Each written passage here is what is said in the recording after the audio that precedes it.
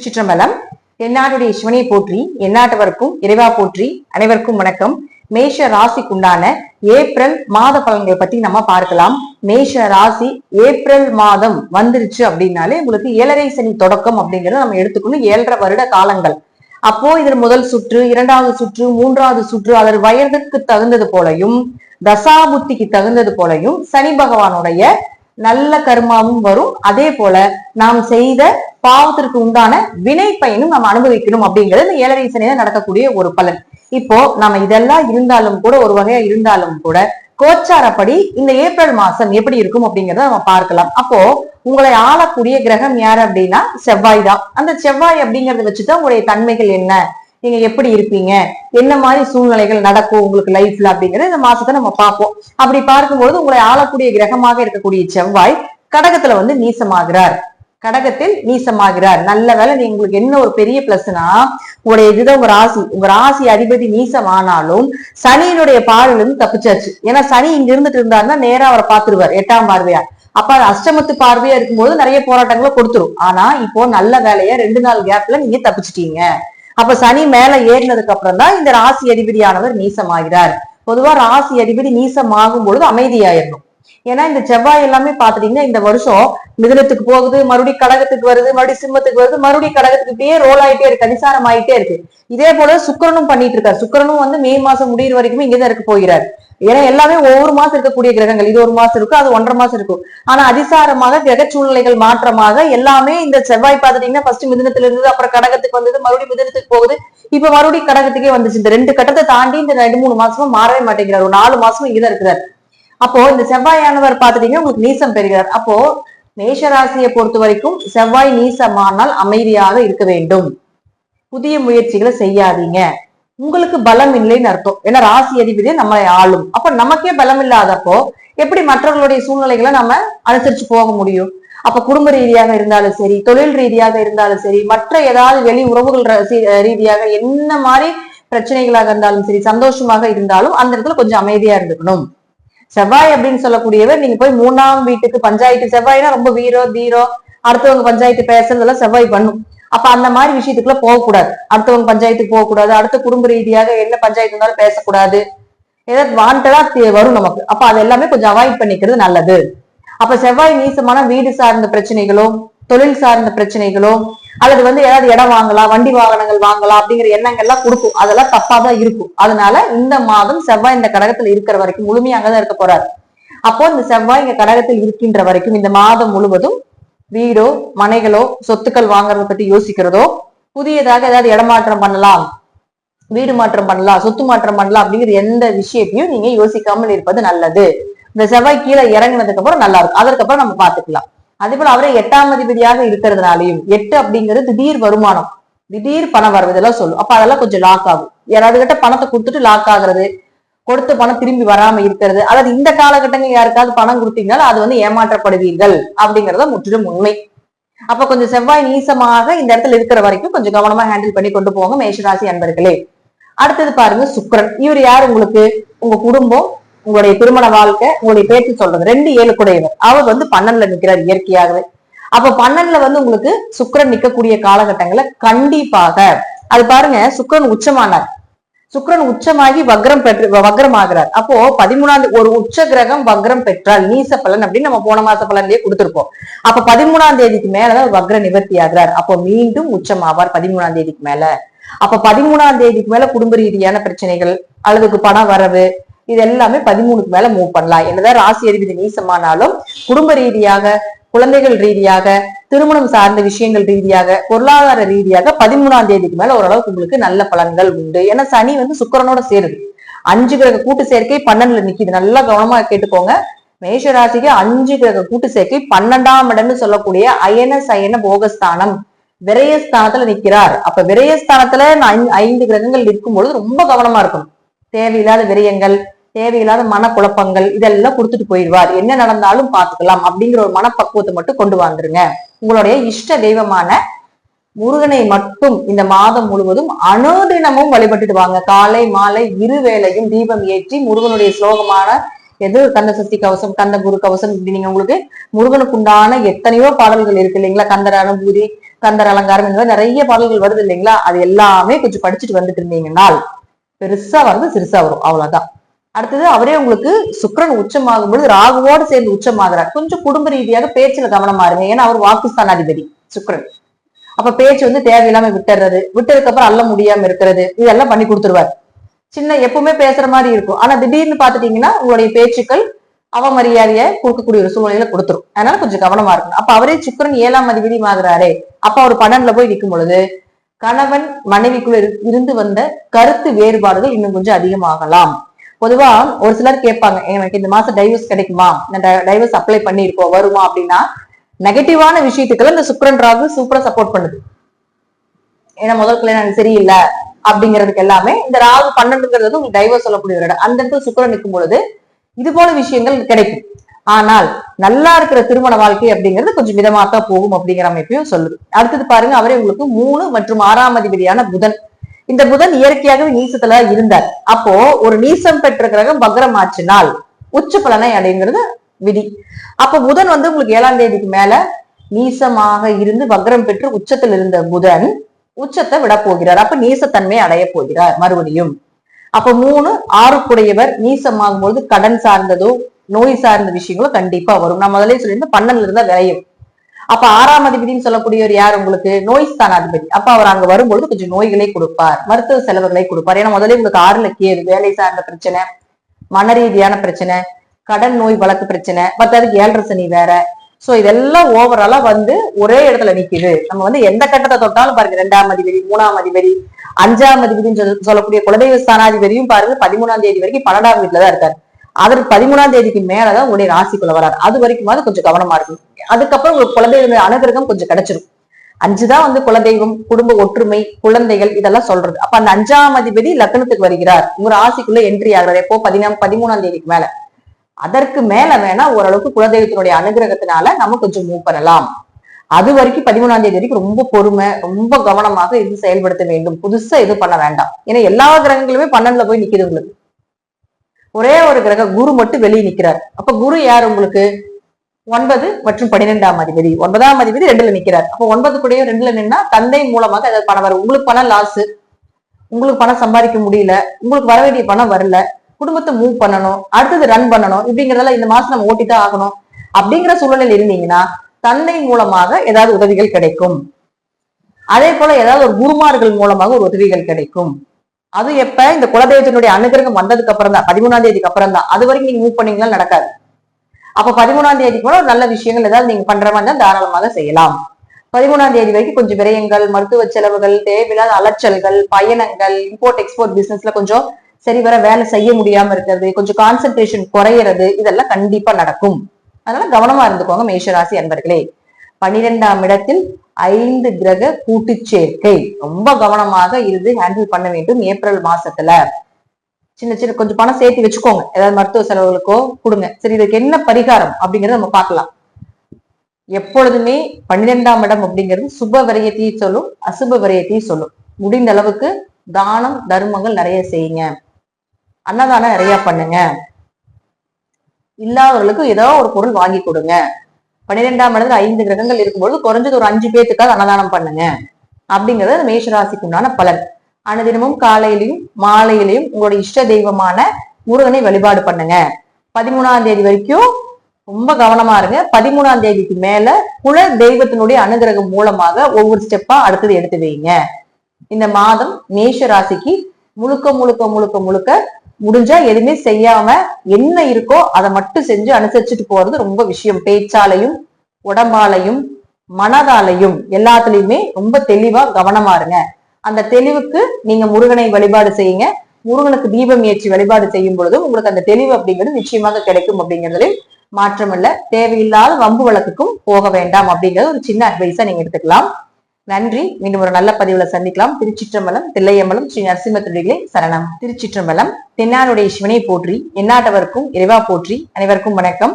ரிஷப ராசிக்குண்டான ஏப்ரல் மாத பலன்கள் எப்படி இருக்கும் அப்படிங்கிறத பார்க்கலாம். ரிஷப ராசியை பொறுத்த வரைக்கும் பாத்துட்டீங்கன்னா உங்களுடைய ராசி அதிபதி சுக்கிரன். சுக்கிரன் வந்து உச்சமா இருந்தாலும் கூட 13ஆம் தேதி வரைக்கும் வக்ரத்தில் இருக்கிறார் 11ஆம் வீட்டுல. பொதுவா ராசி அதிபதி வக்கரமாகிறது அப்படிங்கிறது எண்ணங்கள் அப்படியே மாத்திரும்.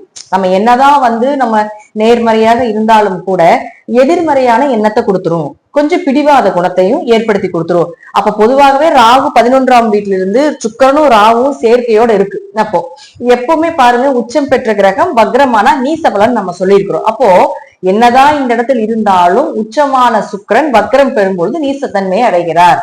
அப்போ 13ஆம் தேதி வரைக்கும் ரிஷபராசியை பொறுத்த வரைக்கும் பாத்துட்டீங்கன்னா நீசத்துலதான் இருக்க போகிறார் அப்படிங்கிறது அமைப்பு. அப்போ உங்களுடைய பிளானிங் எல்லாமே 13ஆம் தேதிக்கு மேல வச்சுக்கோங்க. ஏன்னா 13ஆம் தேதிக்கு மேல மறுபடியும் சுக்கிரன் உச்சத்தன்மையை அடைய போகிறார். அதுவும் ராகுவோட, சனியோட, புதன் மற்றும் சூரியனோட சேர்ந்து 5 கிரக கூட்டு சேர்க்கையோட நிக்குது. 11ஆம் இடத்தில் ஒரு கிரகம் 2 கிரகம் இருந்தாலே நம்ம என்ன சொல்லுவோம்னா, ஒரு கிரகம் இருக்கணும் கம்பல்சரி. ஏன்னா 11ல ஏதாவது ஒரு பாவி இருக்கணும்னு சொல்லணும். அப்போ இந்த ரிஷபத்தை பொறுத்த வரைக்கும் பாத்துட்டீங்கன்னா 5 கிரகங்களும் 11ஆம் வீட்டில் இருக்கின்றார்கள். புதன் யாரோட சேர்றாரோ அவரோட மாறிக்குவார். ஏன்னா பாவ கிரகங்கள் 4 கிரகங்களும் சுக்கிரனாக இருந்தாலும் சுக்கிரனும் ஒரு பாவ கிரகமே, அசுப கிரகமாக அவரையும் நாம இந்த இடத்துல நம்ம சேர்த்திக் கொள்ளலாம். ஏன்னா இவர் வந்து குருதான் வந்து உங்களுக்கு முழு சுப கிரகம், இவர் வந்து அசுவத்தினுடைய பாவி. சோ அதனால நம்ம என்ன எடுத்துக்கலாம் அப்படின்னு எடுத்துட்டீங்கன்னா, சுக்கிரன் இங்க உச்சமாகும் பொழுது 13ஆம் தேதிக்கு மேல நீங்க நினைக்கிற விஷயங்கள் அனைத்தும் நடக்கும். லாபங்கள் எதிர்பார்த்தது போல கிடைக்கும். பெரிய பல்க் அமௌண்டாகவோ அல்லது ஷேர் மார்க்கெட் சம்பந்தப்பட்ட தொழில் இருக்கக்கூடியவர்களாகவோ இருந்தீங்கனாலோ, ஏன்னா ரிஷபத்தை பொறுத்த வரைக்கும் நேர காலங்கள் எல்லாமே நல்லா இருக்கு. ராசி அதிபதி கொஞ்சம் நீசமா இருக்கிறதுனால உங்களுக்கு வர வேண்டிய பணம், உங்களுக்கு வர வேண்டிய ஏதாவது சொத்துக்கள் அல்லது நல்ல விஷயங்கள், ஒரு சுப நிகழ்ச்சிகள் தடையாகிறது, இது போல விஷயங்கள் எல்லாமே இந்த வக்ரமாக இருந்த காலகட்டத்துல செஞ்சுட்டு இருந்தது. இப்ப 13ஆம் தேதிக்கு மேல பாத்துட்டீங்கன்னா அந்த வக்ரம் நிவர்த்தி ஆனதுக்கு அப்புறம் உங்களுக்கு வர வேண்டிய பணம், சொத்துக்கள், ஒரு நல்ல விஷயங்கள், எதையாவது எதிர்பார்த்திருக்கக்கூடிய ஒரு நல்ல சுப காரியங்கள் எல்லாமே நடப்பதற்கு உண்டான அதீத வாய்ப்புகள் உண்டு அப்படிங்கறத நம்ம எடுத்துக்கலாம். கடன் அடைக்கணும், அவரே உங்களுக்கு சுக்கிரன் 6ஆம் அதிபதியும் ஆகிறதுனால கடன் அடைக்கிறதுக்கு உண்டான ஒரு அமைப்பு. அதே போல பாத்தீங்கன்னா வீடு கட்டுறதுக்கு உண்டான ஒரு லோன் கிடைக்கல, லோன் வந்து வாங்கியிருக்கிறோம், லோன் கட்ட முடியல, இது போல ஒரு சில மிஸ்டேக்ஸ் எல்லாமே இருக்கும் இல்லைங்களா. லோனு கொடுத்துருக்குறோம், ஆனா அதுக்கு வந்து எங்களுக்கு ப்ராசஸ் ஆகி எங்க கைக்கு வர மாட்டேங்குது. இது போல தடை எல்லாமே உடைஞ்சிரும். அடுத்தது அதே போல பாத்தீங்கன்னா உங்களுக்கு 6ஆம் இடங்கிறது வேலை. அப்ப வேலை வாய்ப்பு வர்றது, ஒரு பக்கம் இடமாற்றம் பண்றீங்க, வேலை வாய்ப்புக்காக வெளியூர் எங்காவது போலான்னு இருக்கீங்க, லாட்டரி அமௌண்ட் வர்றது, ஷேர் மார்க்கெட்ல பணம் வர்றது, இது எல்லாமே இந்த சுக்கிரன் 13ஆம் தேதிக்கு மேல பண்ணுவார். உங்களுடைய பிளானிங் எல்லாமே 13க்கு மேல வைத்துக் கொண்டால் அதீத லாபம் அப்படிங்கிறது கண்டிப்பாக உண்டு. அடுத்தது புதன். இந்த புதனை பொறுத்த வரைக்கும் பாத்துட்டீங்கன்னா 2 மற்றும் 5ஆம் அதிபதி, பணம், வாக்கு, குலதெய்வம், குடும்பம், இது எல்லாமே புதன் தான் வாங்கியிருக்காரு. இப்ப புதன் என்ன ஆயிருக்காரு அப்படின்னு பாத்தீங்கன்னா 2 கூடையவரும் 11ல இருந்தார், நீசத்துல இருந்தார். அப்ப நீசமானாலும் அவரும் வக்ரத்துல தான் இருந்தார். புதனை பொறுத்த வரைக்கும் கொஞ்சம் மூவ் பண்றது கவனமா மூவ் பண்ணணும். ஏன்னா 7ஆம் தேதிக்கு மேல மறுபடியும் நீசத்தை அடைகிறார். இருப்பினும் 11ஆம் வீட்டுல நீசமானாலும் கூட ஒரு பக்கம் எதிர்பார்த்தது கிடைக்கவில்லை என்றாலும் மறுபக்கம் கிடைப்பதற்குண்டான வாய்ப்பு உண்டு. ஒரு பக்கம் பணம் எதிர்பார்த்திருக்கீங்க கிடைக்கல, ஆனா அதற்கு மாற்று வழி ஏதாவது ஏற்படுத்தி கொடுப்பார். குலதெய்வத்தினுடைய அனுகிரகம் அப்படிங்கிறது கொஞ்சம் குறைவா இருக்கு. புதன் வந்து எப்போ உங்களுக்கு மேஷத்துக்கு வருதோ அப்பதான் அதிகமான மணி ஃப்ளோ, அப்பதான் பண வரவு, அப்பதான் குடும்ப ஒற்றுமை, பேச்சுக்கு மரியாதை, இதெல்லாமே புதன் மேஷத்துக்கு வரும் பொழுது நடக்கும். அப்போ மேஷத்துக்கு இந்த மாதம் முழுவதும் வரப்போறதுல அங்கேதான் இருக்க போறார். இருப்பினும் ராசி அதிபதி நல்லா இருக்கிறதுனாலையும் லாபஸ்தானாதிபதினு சொல்லக்கூடிய குரு உங்களுடைய ராசிக்குள்ளேயே இருக்கிறதுனாலையும் ஏதாவது ஒரு மூவிங் கிடைக்கும், ஏதாவது ரோல் பண்ணிருவீங்க, ஏதாவது ஒரு வழியில உங்களுக்கு வந்து காசு பணம் சொத்து சேர்க்கை ஏற்படுத்தி கொடுத்து விடுவார். குரு அப்படின்னு சொல்லக்கூடியவர் இந்த ராசியில் இருக்கிற வரைக்கும் கெட்ட தொடர்புகளை மட்டும் உங்களுக்கு விலக்கி விடும் அப்படிங்கிறத மாற்றம் இல்லை. தப்பான ஒரு வழியில போக விடாம, தப்பான நபர்களுடைய சேர்க்கை இல்லாம, கொஞ்சம் இந்த கண் திருஷ்டிகள் எல்லாமே இல்லாம தெய்வத்தினுடைய அனுகிரகத்தோட இந்த குரு வச்சிருப்பார் உங்களுடைய ராசிக்குள்ள இருக்கிற வரைக்கும். சோ இங்க இருக்கிற வரைக்கும் புதன் வந்து இங்கதான் இருப்பார். அதனால நம்ம பயப்பட வேண்டிய அவசியங்கள் கிடையாது. ஒரு இடமாற்றம் பண்றீங்க, தொழில் ரீதியாக மற்ற நபர்களை போய் சந்திக்கிறீங்க அப்படின்னா இதெல்லாம் சக்சஸ் ஆன பீரியட் அப்படிங்கிறது நீங்க ஒரு 13ஆம் தேதிக்கு மேல எடுத்துக்கலாம். அடுத்தது உங்களுக்கு 4ஆம் அதிபதி. 4ஆம் அதிபதினா வீடு, சொத்துக்கள், மனசு. ஃபர்ஸ்ட் மனம் தெளிவா இருக்கா அப்படின்னா உங்களுக்கு 4ஆம் அதிபதி நல்லா இருக்கும். அப்ப 4ஆம் அதிபதினு சொல்லக்கூடிய சூரியன் வந்து உங்களுக்கு 13ஆம் தேதி வரைக்கும் இங்கதான் இருப்பார். அதற்கு மேல பாத்துட்டீங்கன்னா மேஷத்துக்கு வந்து விடுவார். சோ 4 உங்களுக்கு 13ஆம் தேதிக்கு மேல மேஷத்துக்கு வரும்பொழுது கொஞ்சம் வீடு, மனை, சொத்துக்கள் இது சார்ந்த விஷயங்கள் பெருசா எதுவும் மூவ் பண்ண வேண்டாம். ஏன்னா அது வந்து உங்களை 12 அப்படிங்கிறது பாத்தீங்கன்னா உங்களுக்கு ஒரு ஏமாற்றத்தையோ, ஒரு தேவையில்லாத ஒரு நட்புகளையோ, அல்லது இப்போ ஒரு இடம் வாங்கலான் இருக்கீங்கன்னா அது வந்து உங்களுக்கு ஒரு சரியில்லாத ஒரு டாக்குமெண்ட் சம்பந்தப்பட்ட பிரச்சனைகளை கொடுக்கறதோ, ஒரு பத்திரம் சம்பந்தப்பட்ட பதிவில் ஏதாவது பிரச்சனைகளை கொடுக்கறதோ கொடுத்துரும். அதனால 4ஆம் அதிபதி 12ஆம் வீட்டுக்கு இருக்கிறதுனால அந்த புதன், அதாவது புதன் அதே 7ஆம் தேதிக்கு மேல இங்கேயும் வந்துருவாரு. சூரியனும் அதுக்கு 13ஆம் தேதிக்கு மேல வரும் பொழுது கொஞ்சம் கவனமாக இருந்து செயல்படுத்த வேண்டும். கொஞ்சம் விரயங்களும் உண்டு, பயணங்கள் அதிகமாக இருக்கும், தேவையான மன உளைச்சல்களும் ஏற்படும். அதே போல தாயாருக்கு ஏதாவது மருத்துவ செலவுகள், உங்களுடைய ஆரோக்கியங்களும் உங்களுடைய மனசும் கொஞ்சம் கவனமா பாத்துக்கோங்க அப்படிங்கறதுதான் இந்த மாதம் ரிஷபத்துக்கு உண்டான பலன். அதே போல வீடு மனை சொத்துக்கள் வண்டி ஏதாவது மாத்துறீங்க பிடிக்கிறீங்க அப்படின்னா அதெல்லாம் எதுவுமே வேண்டாம். இப்ப கொஞ்சம் அது சார்ந்த விஷயத்துல கொஞ்சம் பொறுமையா இருந்து ஹேண்டில் பண்றது ஒரு நல்ல விஷயமா இருக்கு. அடுத்தது செவ்வாய். செவ்வாய் இந்த செவ்வாய் பாத்துட்டீங்கன்னா 7 மற்றும் 12ஆம் அதிபதி நீசமாகிறார்.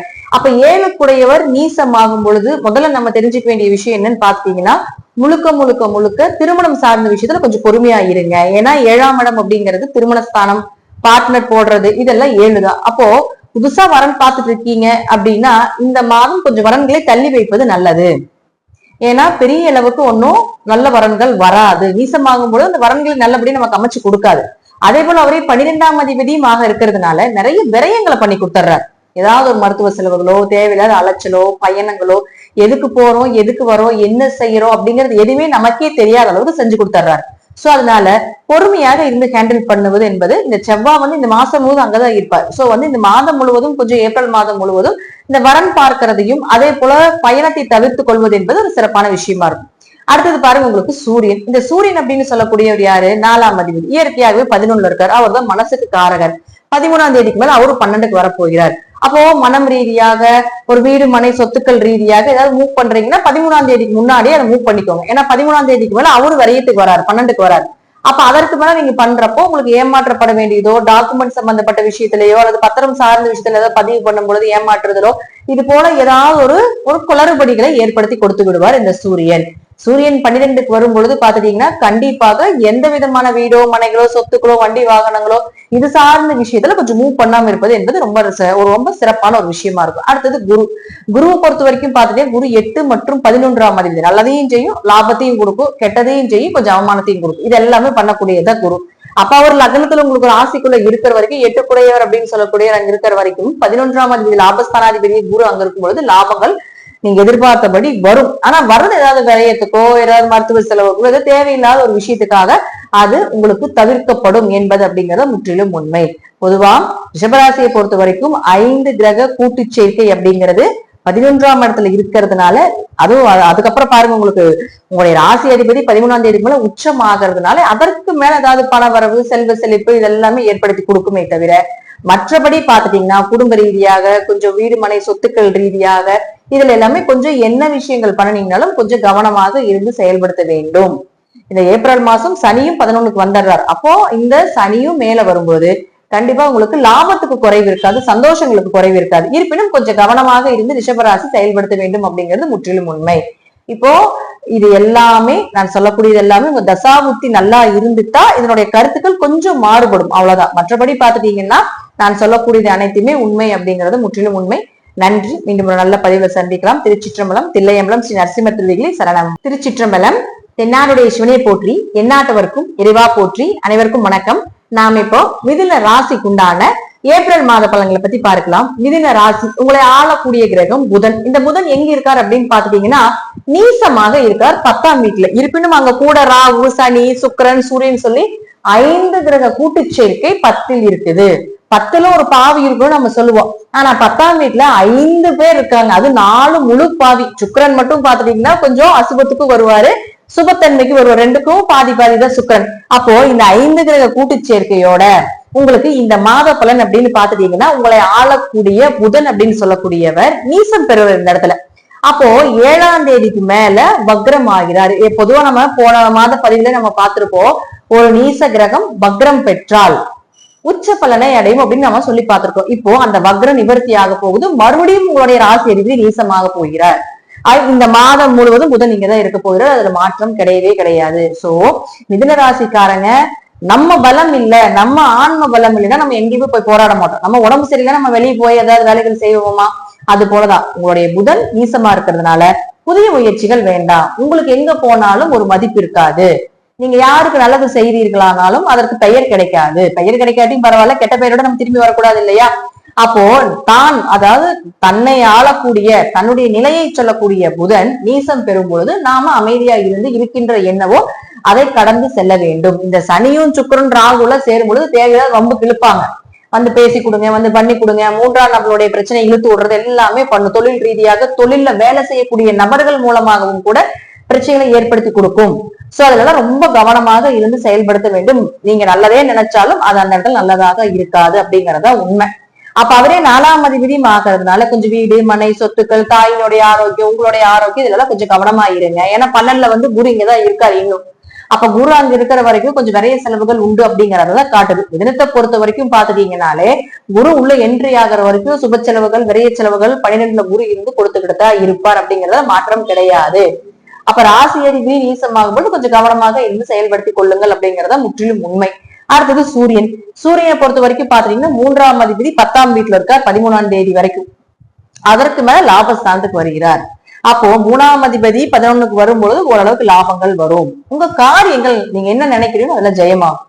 அப்போ உங்களுடைய வெற்றிகள் எல்லாம் எப்போ நீங்க ஒரு விஷயத்த மூவ் பண்ணணும், ஒரு விஷயத்த புதுசா தேர்ந்தெடுக்கணும், ஒரு நல்ல விஷயங்கள் பண்ண போறீங்க, அதுல ஏதாவது லாபங்கள் எதிர்பார்க்கிறீங்க அப்படின்னா 13ஆம் தேதிக்கு மேல வைத்துக் கொள்வது என்பது ஒரு சிறப்பான விஷயமாக இருக்கும்.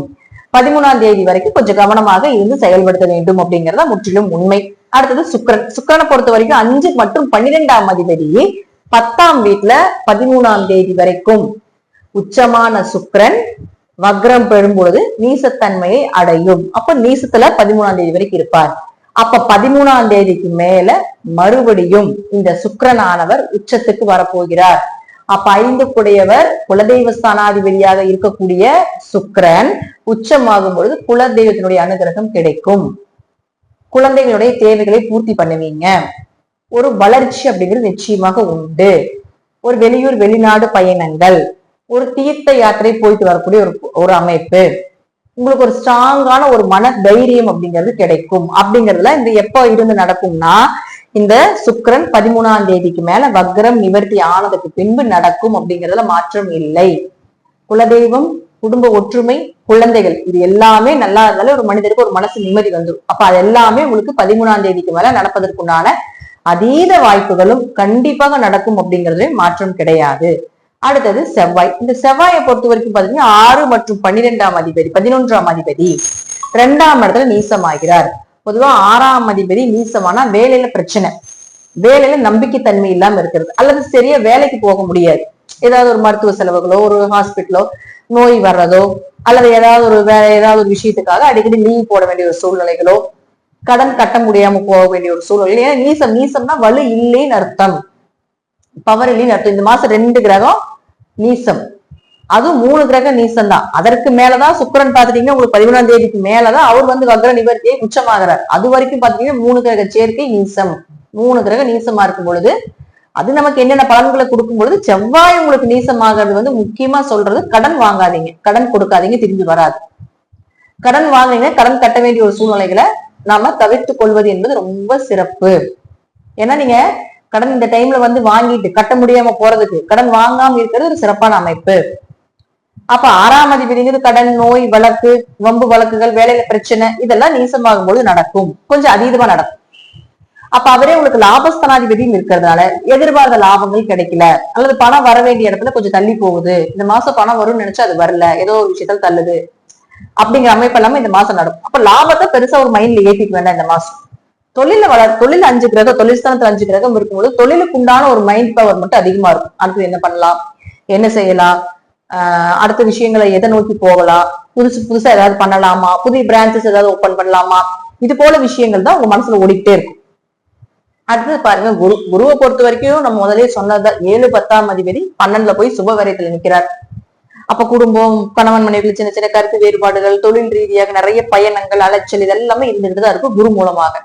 அடுத்தது சனி பகவான். இந்த பதிவை பார்க்கும்பொழுது சனி பகவான் பாத்துட்டீங்கன்னா உங்களுக்கு 29ஆம் தேதிக்கு மேல ஏப்ரல் மாசம் வரும்பொழுது சனி வந்து உங்களுக்கு 10ஆம் வீடுல என்ட்ரி ஆயிடுறார். அப்ப பாருங்க சனி யார் உங்களுக்கு 8 மற்றும் 9ஆம் அதிபதி 10க்கு வருகிறார். 9 10 தர்ம கர்மாதிபதி யோகம்னு சொல்றோம். தர்ம கர்மாதிபதி யோகம் ஆண் வாரிசு பிறக்கிறதுக்கு வாய்ப்பை ஏற்படுத்தி கொடுக்கும். இந்த வருஷம் ஃபுல்லா மிதன ராசிக்காரர்கள் யாராவது ஆண் வாரிசு உங்க ஜாதகத்துல இருந்தா கண்டிப்பாக பிறப்பதற்குனால அதீத வாய்ப்புகள் உண்டு. அல்லது ஆண் வாரிசு ட்ரை பண்ணிட்டு இருந்தீங்கனாலும் இந்த தர்ம கர்மாதிபதி யோகம் நிச்சயமாக உங்களுக்கு ஆண் வாரிசை கொடுத்தே தீரும்.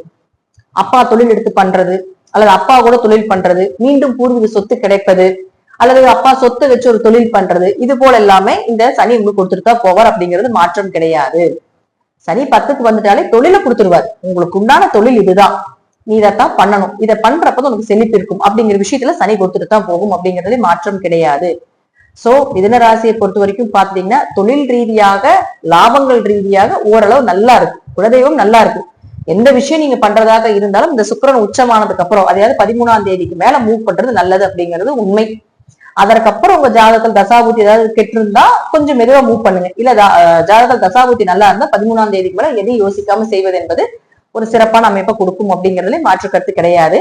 நன்றி. இன்னும் ஒரு நல்ல பதிவில் சந்திக்கலாம். திருச்சிற்றம்பலம், தில்லையம்பலம், ஸ்ரீ நரசிம்ம சரணம். திருச்சிற்றம்பலம். தென்னாருடைய சிவனையை போற்றி, எந்நாட்டவருக்கும் இறைவா போற்றி. அனைவருக்கும் வணக்கம். கடக ராசிக்குண்டான ஏப்ரல் மாத பலன்களை பத்தி பார்க்கலாம். கடக ராசி, இது உங்க ராசி. ராசிக்குள்ளேயே ஒரு நீச கிரகம் இருக்கு. இந்த மாதம் 3 கிரகங்கள் நீசத்தன்மையை பெறுகுது.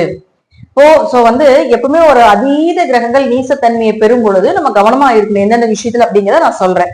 ஏன்னா இப்போ பாத்துட்டீங்கன்னா இந்த மாதம் ஏப்ரல் மாதம் வரும்பொழுது உங்களுக்கு முற்றிலும் அஷ்டம சனி முடிஞ்சிருச்சு, டோட்டலா ரிலீஃப் ஆக போறீங்க. ஆனாலும் இந்த மாத பலன்களை படி பார்க்கும்போது உங்க ராசிக்குள்ளேயே ஒரு கிரகம் நீசமாகுது, செவ்வாய்.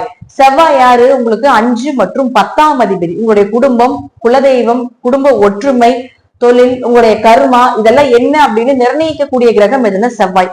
அப்ப ராசிக்குள்ளேயே செவ்வாய் நீசமாகும் பொழுது கொஞ்சம் குழந்தைகள் ரீதியாக, தொழில் ரீதியாக, அதே போல பாத்துட்டீங்கன்னா சுக்கிரன் ராகு சேர்க்கை சேர்ந்து இருக்கிறதுனால பெண்களாக இருந்தால் ஆண்கள் ரீதியாக, ஆண்களாக இருந்தால் பெண்கள் ரீதியாக ரொம்ப கவனமாக இருக்க வேண்டும்.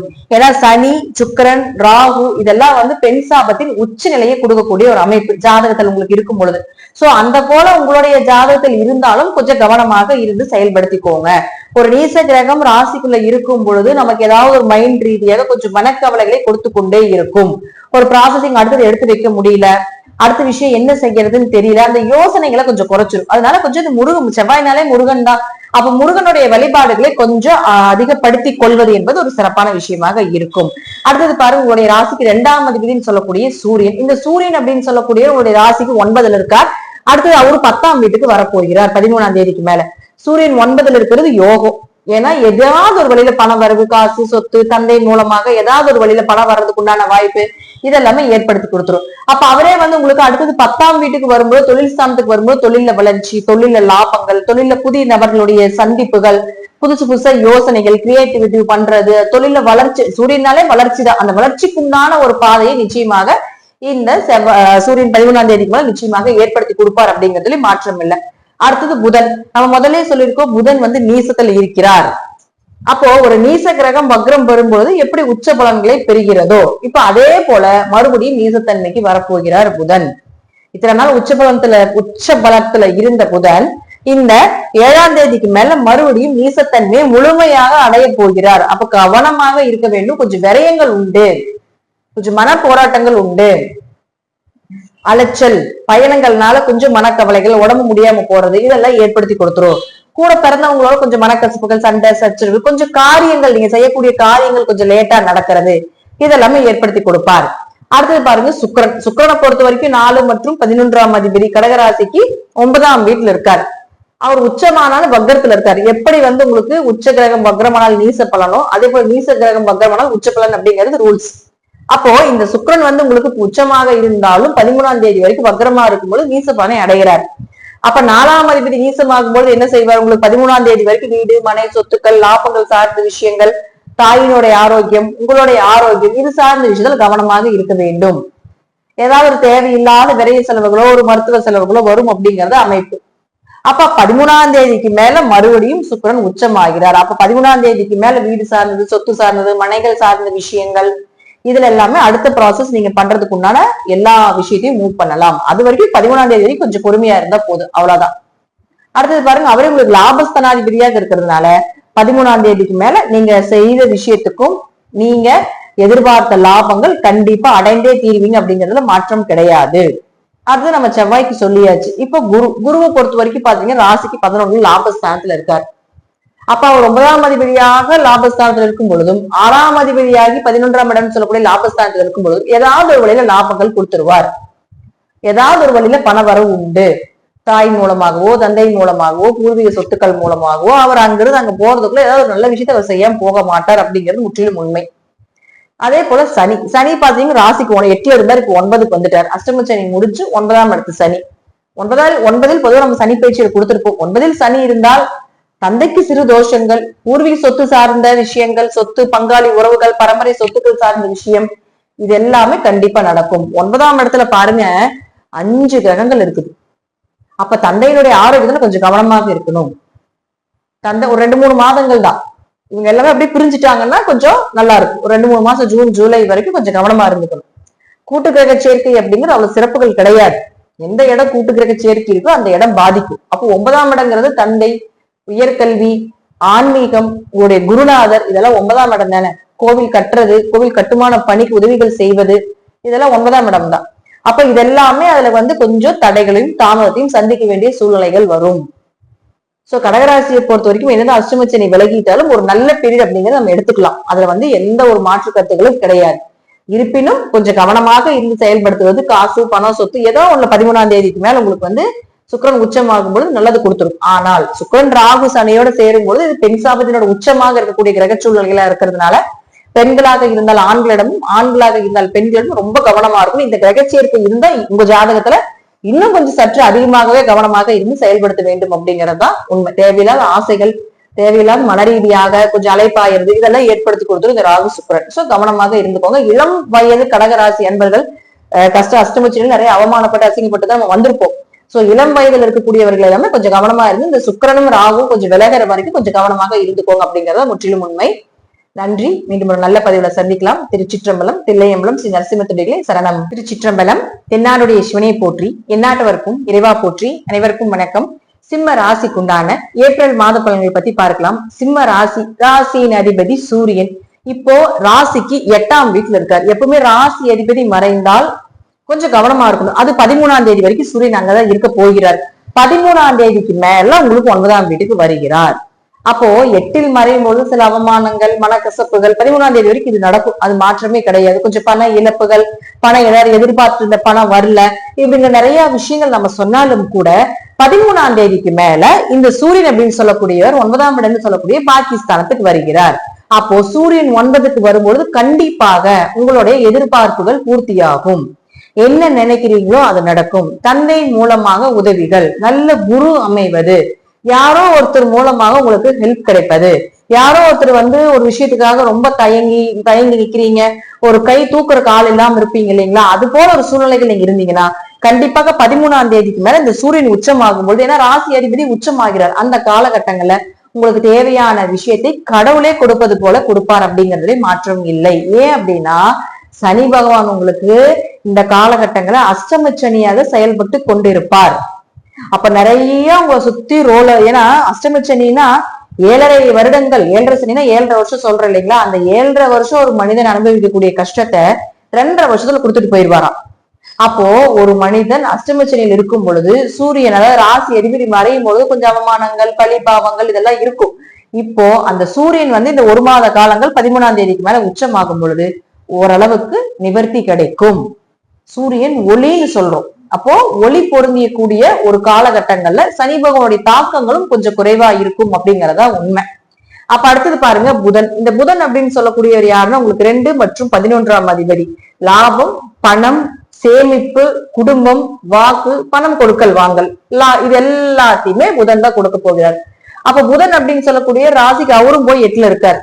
அப்போ கொஞ்சம் கவனமா இருங்க. புதன் அங்க நீசம் தான் பெறப்போகிறார். அந்த மாதம் முழுவதும் அங்க 8ஆம் இடத்துல நீசமாகிறார். அப்ப சிம்மத்தை பொறுத்த வரைக்கும் பாத்தீங்கன்னா 8ஆம் இடத்தில் 5 கிரக கூட்டு சேர்க்கை. 8ல அதிக கிரகங்கள் இருப்பது ஒரு வகையான நன்மைகளாக இருந்தாலும் ஒரு வகையான தீமைகளை கொடுத்துரும். ஏன்னா 8ஆம் இடங்கிறது திடீர் வருமானம், திடீர் பண இழப்புகள், திடீர் அதிர்ஷ்டங்கள், எல்லாமே 8 தான். அதே போல திடீர்னு ஒரு பெரிய ஜாக்பாட் அடிக்குதா, அது வந்த பணம் எப்படி போகுச்சுன்னே தெரியாது. சோ இதெல்லாமே 8ஆம் இடம் தான். அப்ப 8ஆம் இடம் அப்படிங்கிறது ஒரு மனிதனுடைய வாழ்க்கையில அதீத கிரக கூட்டு சேர்க்கை இருந்தா ரொம்ப மனக்குழப்பங்கள் ஜாஸ்தி ஆயிடும். நம்ம சுத்தி எதிரிகளுடைய தொல்லைகள் ரொம்ப ஜாஸ்தி ஆயிடும். யாரை நம்புறது, யாரை நம்ப வேண்டாம், அடுத்தது என்ன பண்றது, நம்ம கூட இருக்கவன் எப்ப நம்ம முதுகுல குத்துவான், இப்படிங்கிறது எல்லா எண்ணங்களும் இப்பெல்லாம் தோணும். அது வேற அஷ்டம சனியோடு நிக்குதப்ப. அப்ப கொஞ்சம் கவனமா இருக்கணும். காசு பணம் கொடுக்கல் வாங்கல, ஏன்னா புதன் அங்கதான் நிக்கிறார், அடுத்து சுக்கிரன் அங்கதான் நிக்கிறார், எல்லா கிரகங்களும் அங்க போயிடுச்சு உங்களுக்கு. அப்ப காசு பணம் கொடுக்கல் வாங்கல, வீட்டுல பேச்சுல, அதே போல பாத்தீங்கன்னா உங்களுக்கு குடும்ப ரீதியாக யாரோ ஒருத்தருக்கு பணம் கொடுக்குறீங்க, வாங்குறீங்க, சொத்தை இழக்க வேண்டியது ஒரு சூழ்நிலைகள் வர்றதுக்கு உண்டான வாய்ப்பு எல்லாமே இந்த கூட்டுக்கிறது. ஏன்னா 8ஆம் இடங்கள் சொத்து இழப்பும் 8ஆம் இடம் தான். அப்ப அதெல்லாமே பண்ணிட்டு போயிடும். கவனமா இருக்கணும் சொத்து விஷயத்துல. ஒரு மாதங்கள் அமைதியா இருக்கிறது சிறப்பு. புதன் எப்போ மேஷத்துக்கு வராரோ அப்பதான் உங்களுக்கு பணம் வரும். அது வரைக்கும் கொஞ்சம் பொறுமைதான். அடுத்தது பாருங்க சுக்கிரன். அடுத்தது சுக்கிரன். இந்த சுக்கிரனை பொறுத்த வரைக்கும் பாத்துட்டீங்கன்னா தொழில், உங்களுடைய காரியங்கள், உங்களுடைய எல்லா விஷயம், ஒரு விஷயம் நடக்கணும் அப்படின்னா அதுக்கு சுக்கிரன் இல்லாம உங்களுக்கு நடக்காது. அப்ப சுக்கிரன் உச்சமாதான் இருக்காரு 8ஆம் வீட்டுல. ஆனா எப்படி உச்சமா இருக்காருன்னா வக்கரமாகி உச்சமாகிறார். அப்ப ஒரு உச்ச கிரகம் வக்ர நிலையை அடையும் பொழுது நீசத்தன்மையை அடைந்தே தீரும். அப்ப இந்த சுக்கிரன் உச்சமாயும் பலன் இல்லாம தான் இருக்குது. அப்ப எப்ப உங்களுக்கு அந்த பலனை கொடுக்கும்னா வக்ர நிவர்த்தி 13ஆம் தேதி ஆகுது. அப்ப அந்த வக்ர நிவர்த்திக்கு பின்புதான் உங்களுக்கு இந்த உச்சத்துக்குண்டான பலன் கிடைக்கும். 8ஆம் இடத்துல உச்சமானாலும் அவர் உங்களுக்கு 10 ஏதாவது ஒரு வழியில தொழிலோ, தொழில் ரீதியாக ஒரு வளர்ச்சியோ அல்லது சாதாரணமா இருக்கிற ஒரு தொழிலாவது நடந்துட்டு இருக்கும். அப்ப 13ஆம் தேதிக்கு மேல நீங்க தொழில் ரீதியான எல்லா ப்ராசஸும் ஸ்டார்ட் பண்ணணும். அப்ப உங்களுடைய காரியங்கள் எல்லாமே எப்ப நடக்கும், நீங்க நினைச்சது எப்ப நடக்க போகுது அப்படின்னா 13ஆம் தேதிக்கு மேலதான் நடக்கும். அது வரைக்கும் கொஞ்சம் பொறுமையாக இருக்குது தொழில் ரீதியாக அப்படிங்கிறது கொஞ்சம் கவனம். அடுத்தது பாருங்க உங்களுக்கு செவ்வாய். இந்த செவ்வாய் நீசமாகிறார், 12ஆம் வீட்டுல நீசமாகிறார். அப்ப செவ்வாய் யார்? உங்களுக்கு தாய் மற்றும் தந்தை, தாயினுடைய ஆரோக்கியம், தந்தையினுடைய ஆரோக்கியம், இதெல்லாம் செவ்வாய் தான் பொறுப்பேற்றிருக்காரு. அப்ப அவர் 12ல நீசமாகிறார். அந்த மாசம் முழுவதும் அங்கதான். அப்ப உங்க ஆரோக்கியத்துல கவனமா இருக்கணும். அதே போல பாருங்க உங்களுக்கு இந்த தாய் தந்தையினுடைய ஆரோக்கியத்துல கவனமா இருக்கும். பூர்வீக சொத்து பிரச்சனை, வீடு பிரச்சனை, வண்டி வாகனங்கள் பிரச்சனை, இது எல்லாமே இந்த மாசம் வரும். கொஞ்சம் அமைதியா, ஏன்னா உங்களுக்கு வாக்குஸ்தானாதிபதி நீசம், 2ல கேது இருந்து வாக்குஸ்தானாதிபதி நீசம், அஷ்டமச்சனி வேற நடக்குது. சோ சிம்மத்தை பொறுத்த வரைக்கும் இந்த மாதம் ரொம்ப அமைதியா இருந்து ஹேண்டில் பண்றது நல்லது. முடிஞ்ச காலையில சாயந்தரமும் 2 நேரமும் இறைவனை தரிசனம் பண்றது, கோயிலுக்கு கோயில் ஏதாவது பக்கத்துல இருந்ததுன்னா, சிவன் கோயில் பக்கத்துல தான் கண்டிப்பா அந்த டைம்ல போய் வழிபாடு பண்ணிட்டு வர்றது ரொம்ப சிறப்பான விஷயம். அடுத்தது பாருங்க சனி பகவான். சனி பகவானை பொறுத்த வரைக்கும் பாத்துட்டீங்கன்னா 8க்கு வந்துட்டார். இத்தனை நாள் 7ல இருந்தார், இப்ப 8க்கு அஷ்டமச்சனியா வரப்போகிறார், வந்துட்டார். இந்த பதிவு உங்களுக்கு ஏப்ரல் மாசம் வரும்போது உங்களுக்கு சனி 8ல இருக்கார் அஷ்டமச்சனியா. அப்ப அஷ்டமச்சனி காலகட்டங்கள்ல ரொம்ப கவனமா இருந்துக்கணும். ஒன்னா காசு பணம் நிறைய வருது உங்களுக்கு அஷ்டமச்சனியில விபரீதமா வருது அப்படின்னா அது அப்படியே வந்தது அப்படியே ஹாஸ்பிட்டல் செலவுக்கு போயிடும், அல்லது தேவை அப்படியே மறைஞ்சு போயிடும். காசு வரல, பணம் வரல அப்படின்னா நல்லதுன்னு நினைச்சுக்கோங்க. மீடியமா உங்களுக்கு தேவைக்கு வருது, அல்லது தேவைக்கு இல்லாத போல அடுத்தவங்க கடன் வாங்கி பண்ண வேண்டிய ஒரு சூழ்நிலையில் இருந்தாலும் கூட உடம்பு ரீதியாக கொஞ்சம் நல்லா இருப்பீங்க அப்படிங்கறத உண்மை. சோ 8ஆம் இடத்தில் 5 கிரக கூட்டு சேர்க்கை அப்படிங்கிறது தசாபுத்தி நல்லா இருந்துட்டா ஓரளவுக்கு நல்ல பலன் கொடுத்துட்டு போயிருது. தசாபுத்தி ஜாதத்துல சரியில்லாம இருந்தால் அஷ்டமச்சனியும் நடக்கும் பொழுது அமைதியை மட்டும் கடைபிடித்து இறை வழிபாட ரொம்ப அதீத தீவிரமா செய்தால் மட்டுமே ஓரளவு தப்பிக்க முடியும் அப்படிங்கறத முற்றிலும் உண்மை. நெகட்டிவா கிடையாது, எச்சரிக்கை பதிவாக எடுத்துக்கொள்ள வேண்டும் அப்படிங்கறத உண்மை. ஏன்னா உங்களுக்கு பணத்தை கொடுக்கக்கூடிய புதனும் நீசம், தொழில கொடுக்கக்கூடியவரும் 13ஆம் தேதி வரைக்கும் நீசம், ஆரோக்கியம், அம்மா அப்பா ஆரோக்கியம், உங்க சொத்து பத்துக்களை கொடுக்கக்கூடிய செவ்வாய் நீசம். நீசம்னா வலு இல்லை, அவர்களுக்கு பவர் இல்லை அப்படிங்கறது அர்த்தம். அப்ப நாம அதுல எதுவுமே நமக்கு ஒரு கிரக வேலை செய்யல, ஒண்ணு கிடைக்காது அப்படின்னு இருந்தா அதுல மீண்டும் மீண்டும் நம்ம முயற்சி செய்யக்கூடாது. அது வர்றப்ப வருத்துன்னு விட்டுறணும். இப்ப இந்த 3மே பார்த்தீங்கன்னா இந்த மாசம் விலகிடும். அது வரைக்கும் கொஞ்சம் கவனமா இருக்கணும். இந்த 3 கிரக சேர்க்கை அப்படிங்கிறது இந்த மாதம் விலகிடும். அப்ப அது வரைக்கும் கொஞ்சம் கவனமா இருந்து இந்த மாதத்தை கொஞ்சம் கடந்து இறை வழிபாட்டு மூலமா செலுத்தினீங்கன்னா பெரிய அளவுக்கு மன பாதிப்புகள் இருக்காது அப்படிங்கிறத உண்மை. நன்றி. இன்று ஒரு நல்ல பதிவுல சந்திக்கலாம். திருச்சிற்றம்பலம், தில்லையம்பலம், ஸ்ரீ நரசிம்மத்துடிகளே சரணம். என்னாளுடைய சிவனையை போற்றி, எந்நாட்டவருக்கும் இறைவா போற்றி. அனைவருக்கும் வணக்கம். கன்னி ராசிக்குண்டான ஏப்ரல் மாத பலன்களை பத்தி பார்க்கலாம். கன்னி ராசியை பொறுத்த வரைக்கும் பாத்துட்டீங்கன்னா ராசிக்குள்ளேயே கேது இருந்து நிறைய குழப்பங்கள், மனக்குழப்பங்கள், முடிவெடுக்க முடியாம ஒரு சர்பத்தினுடைய ஆட்டம் ரொம்ப ஜாஸ்தியா இருக்கும். இது எண்டாக போகுது உங்களுக்கு, அதனால பயப்பட வேண்டாம். ஏப்ரல் மே உங்களுக்கு 18ஆம் தேதி ராகுகேது பயிற்சி ஆகுது. ராகுகேது பயிற்சியானா உங்களுக்கு இருக்கக்கூடிய அத்தனை கிரக சூழ்நிலைகளுடைய தாக்கங்களும் மேல போயிடுவார். அதாவது கேது தடையை கொடுத்து, எல்லா கிரகத்தோட கேது பெரிய கிரகம். அப்ப எந்த ஒரு நல்லதையும் செய்ய விடாம தடுத்துட்டு அவர் அங்க நின்று இருக்காரு.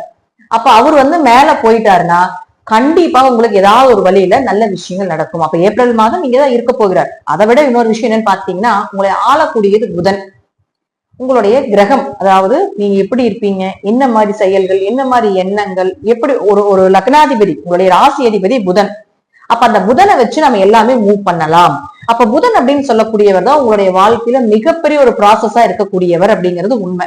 அப்போ புதன் இந்த மாதம் எங்க இருக்கார் அப்படிங்கிறது நமக்கு ரொம்ப முக்கியம். நீச நிலையில இருக்கிறார். புதன் 7ஆம் வீட்டுல நீசமாகிறார். இந்த மாசம் முழுவதும் அங்கதான் இருக்க போறார். அவர் யாருன்னா 10ஆம் அதிபதி. உங்களுடைய கர்மாவை அவர் தான் சொல்லுவாரு, உங்களுடைய தொழிலையும் அவர் தான் சொல்லுவார். அப்போ கன்னிராசியை பொறுத்த வரைக்கும் இந்த மாதம் உங்களுக்கு மரியாதை இல்லை, உங்களுடைய பேச்சுக்கு மதிப்பு இருக்காது. நீங்க யாருக்குத்தான் நல்லது போய் ஓடி ஓடி செஞ்சீங்கனாலும் அந்த இடத்துல உங்களுக்கு அவமானங்கள் மட்டுமே மிஞ்சும். பெருசா யாரு குடும்ப ரீதியாக வெளி உறவுகள் ரீதியாக எதுலையுமே பெருசா ஒரு ஈடுபாடு வைத்துக் கொள்ள வேண்டாம் இந்த மாதம் முழுவதும். அதே போல தொழில் ரீதியாகவும் கொஞ்சம் கவனமா இருங்க. தொழில் புதுசா ஏதாவது பண்றது அல்லது தொழில் வேலை செய்யறது ரொம்ப குழப்பங்கள் ஆகிறது, ஒரு சின்ன மிஸ்டேக் மூலமாக பெரிய பிரச்சனைகளை சந்திக்கிறது, இதெல்லாமே புதன் கொடுத்துட்டு போயிடும். ஏன்னா உங்களுக்கு இந்த வீட்டுக்கு இந்த வீடு ஆப்போசிட். அப்ப இது இத்தனை கிரகங்களும் போய் ஆப்போசிட்டா இருக்கக்கூடிய வீட்டுலதான் உட்கார்ந்துருக்காரு. அப்ப எதை தொட்டீங்கன்னாலும் உங்களுக்கு ப்ராப்ளம் வரும். புதன் உங்களுடைய லக்னாதிபதி 10ஆம் அதிபதி. தொழில அவருக்கு எடுக்க தொழில் ரீதியாக பிரச்சனைகளை கொடுக்க போகிறார். அடுத்தது பாருங்க 2 மற்றும் 9ஆம் அதிபதி. உங்களுடைய குடும்பம், உங்களுடைய வாக்கு, உங்களுடைய அப்பா, உங்களுடைய குரு, உங்களுடைய உயர்கல்வி சார்ந்த விஷயங்கள், அடுத்த ஸ்டெப் உங்களுடைய பாக்கியம், இது எல்லாமே ஒரு சுக்கிரன் தான் கொடுப்பாரு. அப்ப சுக்கிரன் பாருங்க இங்க உச்சமா தான் இருக்காரு. ஆனா ராகு சனியோட சேர்ந்திருக்கார், பிளஸ் சூரியனோட சேர்ந்திருக்கார்.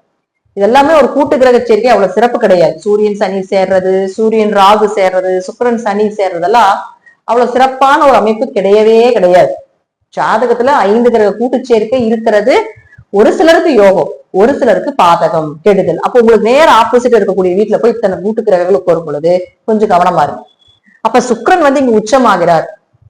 அப்ப உச்சமானாலும் வக்ரம் ஆயிட்டார். அப்ப உச்சம் பெற்ற ஒரு கிரகம் வக்ரம் பெறும்போது நீசத்தன்மை அடையுது.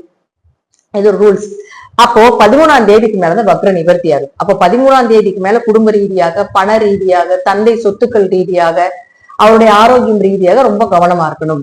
13ஆம் தேதிக்கு மேல மறுபடியும் சுக்கிரன் உச்சமாகிறார். அப்ப சுக்கிரன் உச்சமானா காசு பணம் சேர்க்கை, ஏதாவது ஒரு வழியில குடும்பத்துல சந்தோஷங்கள் இதெல்லாமே கொடுத்துருவார். ஆனா வெளி தொடர்புகள் மூலமாக ஆணாக இருந்தால் பெண்கள் ரீதியாகவும், பெண்ணாக இருந்தால் ஆண்கள் ரீதியாக ரொம்ப கவனமாக இருந்து செயல்படுத்த வேண்டும். ஏதாவது ஒரு சின்ன சின்ன கெட்ட பேரை கொடுத்துரும் குடும்ப ரீதி. ஏன்னா இது வந்து உங்களுடைய திருமணஸ்தானம். திருமணஸ்தானத்துல சுக்கிரன் ராகு சேர்றது கணவன் மனைவிக்குள்ளேயே ஒரு தப்பான ஒரு கான்ட்ரவர்சி ஆயிரும் அப்படிங்கிறதா உண்மை. சோ அதாவது ரொம்ப கவனமாக இருந்து செயல்படுத்துங்க.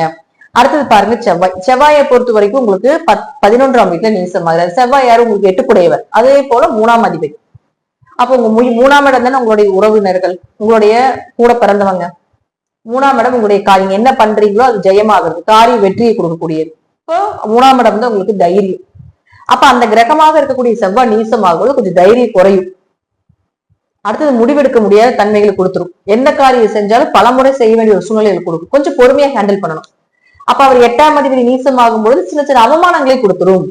உங்களுக்கு வந்து ஒரு நீங்க தப்பே பண்ணலினாலோ அந்த இடத்துல பாத்துட்டீங்கன்னா தப்பு நிரூபிக்க முடியாது, தப்பு உங்க பேலதான் வர்ற மாதிரி இருக்கும். அதனாலதான் சொல்றேன், உங்களுக்கு லக்னாதிபதி நீசம், 8ஆம் அதிபதி நீசம், 2 மற்றும் 9ஆம் அதிபதி நீசம். ஒரு ஜாதகருக்கு 1, 5, 9 ரொம்ப முக்கியம். அப்போ 1ஆம் அதிபதி நீசம், 9ஆம் அதிபதி நீசம் 13ஆம் தேதி வரைக்கும். அதே போல 5ஆம் அதிபதி போய் ராகுவோட 7ஆம் இடத்துல பாதத்துல நிக்குது. சோ கன்னிராசியை பொறுத்த வரைக்கும் நெகட்டிவான பலன்கள் அப்படிங்கிறத விட இந்த மாதம் கவனமாக இருந்துக்கோங்க அப்படிங்கிறது ஒரு எச்சரிக்கை பதிவு. ஜாதகத்துல தசாபுத்தி நல்லா இருந்தால் இறை வழிபாட்டு மூலமாக சரி செய்துக்கலாம். இல்லைன்னா ரொம்ப பிரஷர், ரொம்ப தலைவலி இதெல்லாம் ஏற்படுத்து. ஏன் அப்படின்னு கேக்குறீங்கன்னா, சூரியன் உங்களுக்கு 12ஆம் அதிபதியாகி அவரும் பாருங்க 13ஆம் தேதி வரைக்கும் இங்கதான் நிக்க போறார். 13ஆம் தேதிக்கு மேலதான் பாத்துட்டீங்கன்னா இந்த வீட்டுக்கு வரப்போகிறார். 8ஆம் வீட்டுக்கு வரப்போகிறார். இப்ப 7ல இருந்தாலும் கூட சூரியன் நேரா பாக்குறதுனால சூரியன் கேது சேர்க்கை அப்படிங்கிறது சூரியனை கேது பார்த்தா ஒரு தடை உடைக்கும் அப்படிங்கறத எடுத்துக்கலாம். அப்ப 13ஆம் தேதிக்கு மேல அங்க வந்தாலும் 12ஆம் அதிபதி மறையுது. அப்ப கெட்டவன் கெட்டால் கிட்டிடும் ராஜயோகம் 13ஆம் தேதிக்கு மேல இருக்கு. 13ஆம் தேதி வரைக்கும் கொஞ்சம் கவனமா இருக்கு. 13ஆம் தேதி வரைக்கும் சின்ன சின்ன அவமானங்களோ கூட்டு கிரக சேர்க்கை மூலமாக கொஞ்சம் சில குடும்பத்துல பிரச்சனைகளை ஏற்படுத்தி கொடுக்கும். அதே போல உங்களுக்கு பாருங்க குரு அப்படின்னு சொல்லக்கூடிய நம்ம ஆஸ்யூஷுவலா சொல்லிருப்போம். குரு வந்து உங்களுக்கு 4 மற்றும் 7ஆம் அதிபதி 9ஆம் வீட்டுல இருக்கிற ஒரு யோகம். குரு மூலமா தப்பிச்சுக்கலாம். குரு வந்து உங்க ராசியை பார்க்கறதுனாலே ஏதாவது ஒரு வழியில் தப்பிச்சுக்கலாம். ஆனா இருப்பினும் கொஞ்சம் கவனமா இருங்க. அடுத்தது சனி. இந்த பதிவை பார்க்கும்போது சனி வந்து உங்களுடைய ராசிக்கு 7க்கு வந்துருவார். 5 மற்றும் 6ஆம் அதிபதி 7ல ஆண் குழந்தை பிறப்பது, குழந்தை செல்வத்துக்கு ஏதாவது செலவு செய்கிறது, ஒரு சர்ஜரி பண்ணி குழந்தை பிறக்க வேண்டிய ஒரு சூழ்நிலைகள் இதெல்லாம் ஏற்படுத்தி கொடுத்துரும். 5 குடையவர் 7க்கு வந்ததுன்னா கொஞ்சம் கணவன் மனைவிக்குள்ள குழந்தைகள்னால பிரச்சனை வரும் அப்படிங்கிற அமைப்பு உண்டு. சோ அதுலயே கொஞ்சம் கவனமா இருந்துக்கோங்க. கன்னிராசியை பொறுத்த வரைக்கும் இந்த மாதம் பெருமாளுடைய வழிபாடும், அதே போல நின்றுட்டு இருக்கக்கூடிய பெருமாள் குருவாயூரப்பர், திருப்பதி பெருமாள், இது போல நின்றுட்டு இருக்கக்கூடிய பெருமாள் வழிபாடு ரொம்ப ரொம்ப ரொம்ப ரொம்ப சிறப்பா இருக்கும். நீங்க திருப்பதி தான் போய் வழிபாடு பண்ணணும், குருவாயூர் தான் போய் வழிபாடு பண்ணணும்னா போயிட்டு வரலாம். ஒரு தடவை போயிட்டு இருந்தீங்க ஓரளவு ரிசல்ட் கிடைக்கும். அப்படி இல்லை அப்படின்னா அருகில் இருக்கக்கூடிய ஏதாவது ஒரு பெருமாள் ஆலயத்துல போய் கொஞ்சம் வழிபாடு பண்ணினீங்கன்னா இந்த கன்னி ராசிக்காரர்கள் இந்த மாதம் ஓரளவுக்கு நம்ம சரி பண்ணி கொண்டு போறதுக்கு உண்டான வாய்ப்பை இந்த பெருமாளுடைய கடாட்சத்தின் மூலமாக நமக்கு நிச்சயமாக கிடைக்கும் அப்படிங்கிறதுல மாற்று கருத்தே கிடையாது. நன்றி. இன்னும் ஒரு நல்ல பதிவுல சந்திக்கலாம். திருச்சிற்றம்பலம், தில்லையம்பலம், ஸ்ரீ நரசிம்மத்துடைய சரணம். திருச்சிற்றம்பலம். தென்னாடுடைய சிவனையை போற்றி, எந்நாட்டவர்க்கும் இறைவா போற்றி. அனைவருக்கும் வணக்கம். துலா ராசிக்கு உண்டான ஏப்ரல் மாத பலன்களை பத்தி பார்க்கலாம். துலா ராசிக்கு உங்களை ஆளக்கூடிய கிரகம் எதுன்னு பாத்துட்டீங்கன்னா சுக்கிரன் தான். இந்த சுக்கிரன் பாருங்க, உங்களுடைய ராசிக்கு 6ஆம் வீட்டுல போய் உச்சமாக இருந்தார். ஆனால் உச்சமாக இருந்தாலும் வக்ரகதி பெற்றிருந்தார். அப்போ ஒரு உச்ச கிரகம் வக்ரகதி பெறும் பொழுது நீச பலனை அடையும் அப்படிங்கறத முற்றிலும் உண்மை.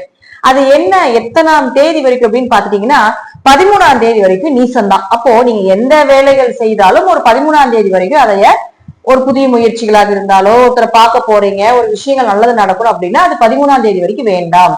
13ஆம் தேதிக்கு மேல மறுபடியும் இந்த சுக்கிரன் உச்சம் பெறுகிறார். அதற்கப்புறம் நீங்க வச்சுக்கோங்க, கண்டிப்பா நடக்கும்.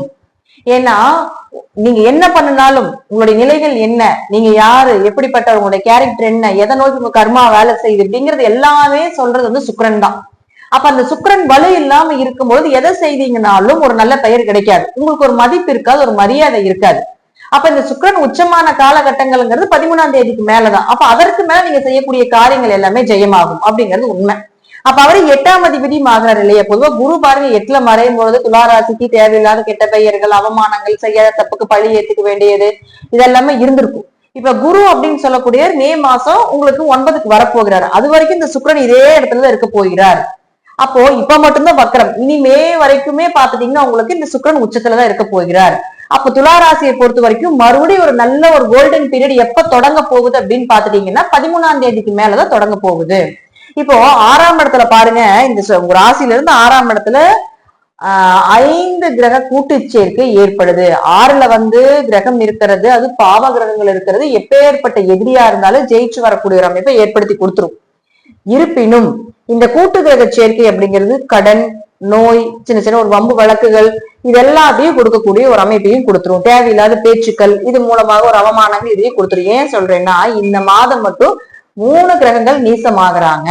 அதோட சுக்கிரன், ராகு, சனி எல்லாம் பெண் சாபத்தினோட உச்சத்துல போய் உட்கார போகுது. சுக்கிரன் தான் பெண் சாபத்துக்கு முழு காரணம். அப்ப அவர் உச்சமாகி பாவ கிரகத்தோட சேரும் பொழுது இதெல்லாமே பெண்களாக இருந்தால் ஆண்கள் ரீதியாகவும், ஆண்களாக இருந்தால் பெண்கள் ரீதியா ரொம்ப கவனமா இருக்கணும். அடுத்தது செவ்வாய். செவ்வாய் யாரும் உங்களுக்கு திருமணம், உங்களுடைய குடும்பம், உங்களுடைய வாக்கு, உங்களுடைய பணம் இதெல்லாம் சொல்றது செவ்வாய் தான். அவரும் நீசமாகிறார். அப்போ 2 கூடையவர் நீசமானா குடும்பத்துல ரொம்ப கவனமா இருக்கும். பணம் கொடுக்கல் வாங்கல், பேச்சுல. அதே போல இப்போ வரன்கள் பாக்குறீங்களா, கொஞ்சம் தள்ளி போடுறது. இந்த மாதம் முழுவதுமே செவ்வாய் நீசம் தான். நீசம்னா வலு இல்லாம இருக்கார், அவருக்கு பவர் கிடையாது. அவர் என்னதான் நீங்க வந்து அந்த விஷயத்த நீங்க செவ்வாய் கூட விஷயத்த செஞ்சீங்கனாலும் அது சக்சஸ் பண்ணி கொடுக்க மாட்டார் அப்படிங்கறதா உண்மை. அப்ப செவ்வாய் வந்து உங்களுக்கு நீசமாகும் பொழுது கண்டிப்பாக உங்களுக்கு இந்த மன வாழ்க்கை, அதாவது கல்யாணம் ஆயிருந்தீங்கன்னா கணவன் மனைவிக்கும் ரொம்ப கவனமா இருங்க. கல்யாணம் ஆகாம இருக்கீங்க, வரன் தேடிக்கிட்டு இருக்கீங்கன்னா இந்த 1 மாசம் கொஞ்சம் அமைதியா இருக்கு. வரன்கள் அமையறதுல கொஞ்சம் தடை தாமதங்களோ ஒரு ஏமாற்றங்களோ இருக்கிறதுக்கு வாய்ப்புகள் உண்டு. அடுத்து பாருங்க குரு. இயற்கையாவே குரு பத்தி சொல்லிட்டு 8ல இருக்காரு. அடுத்தது சனி. சனி அப்படின்னு சொல்லக்கூடியவர் பாருங்க இந்த ஏப்ரல் மாசங்கும் பொழுது 5ஆம் வீட்டுல இருந்து 6க்கு போறாரு. அப்ப 4 மற்றும் 5ஆம் அதிபதி 6க்கு போகிறார். அப்ப கொஞ்சம் ஆரோக்கியத்துல கவனமா இருக்கணும். குழந்தைகள் ரீதியான அவங்களுடைய ஆரோக்கியத்துல கவனமா இருக்கணும் 2.5 வருட காலங்கள். இருப்பினும் 6ல் சனி இருந்தால் எப்பேற்பட்ட எதிரியா இருந்தாலும் ஜெயிக்கலாம். உங்க பேர்ல கேஸ் போட்டா கேஸ் உங்க பக்கம் சாதகமா வர்றது, நீங்க தப்பே பண்ணல, தப்பே பண்ணியிருந்தாலும் என்ன விஷயமாக இருக்கட்டும், தப்பே நீங்க பண்ணியிருந்தீங்கனாலும் கூட அந்த பழிபாவங்கள் எதுவும் உங்களுக்கு வராம இருக்காது. இதை தப்பிச்சு கொண்டு வரும். அது வந்து உங்க ஜாதகத்தோட நிலைகளை பொறுத்து. சோ ஜாதகத்துல நல்ல தசாபுத்திகள் நடந்தால் எந்த விஷயமா இருந்தாலும் தப்பிச்சு வந்துடலாம். அடுத்தது பாருங்க உங்களுக்கு புதன். புதன் அப்படின்னு சொல்லக்கூடியவரும் 9 மற்றும் 12ஆம் அதிபதி பாக்கியாதிபதினு சொல்றோம். அவர் நீசமாகிறார். இந்த மாதம் முழுவதும் நீசத்துலதான் இருக்காரு. எல்லாத்துக்குமே இப்படித்தான் 3 கிரகங்கள் நீசம் பெருகுது. ஒவ்வொரு ஜாதகத்துக்கு ஒவ்வொரு மாதிரி அமைப்பு. அப்போ இந்த மாதம் 3 கிரக நீசங்கும் போது எந்த விஷயம் செய்யக்கூடாது அப்படிங்கறத மட்டும் தெரிஞ்சுட்டு செய்யாம இருந்தா போதும்.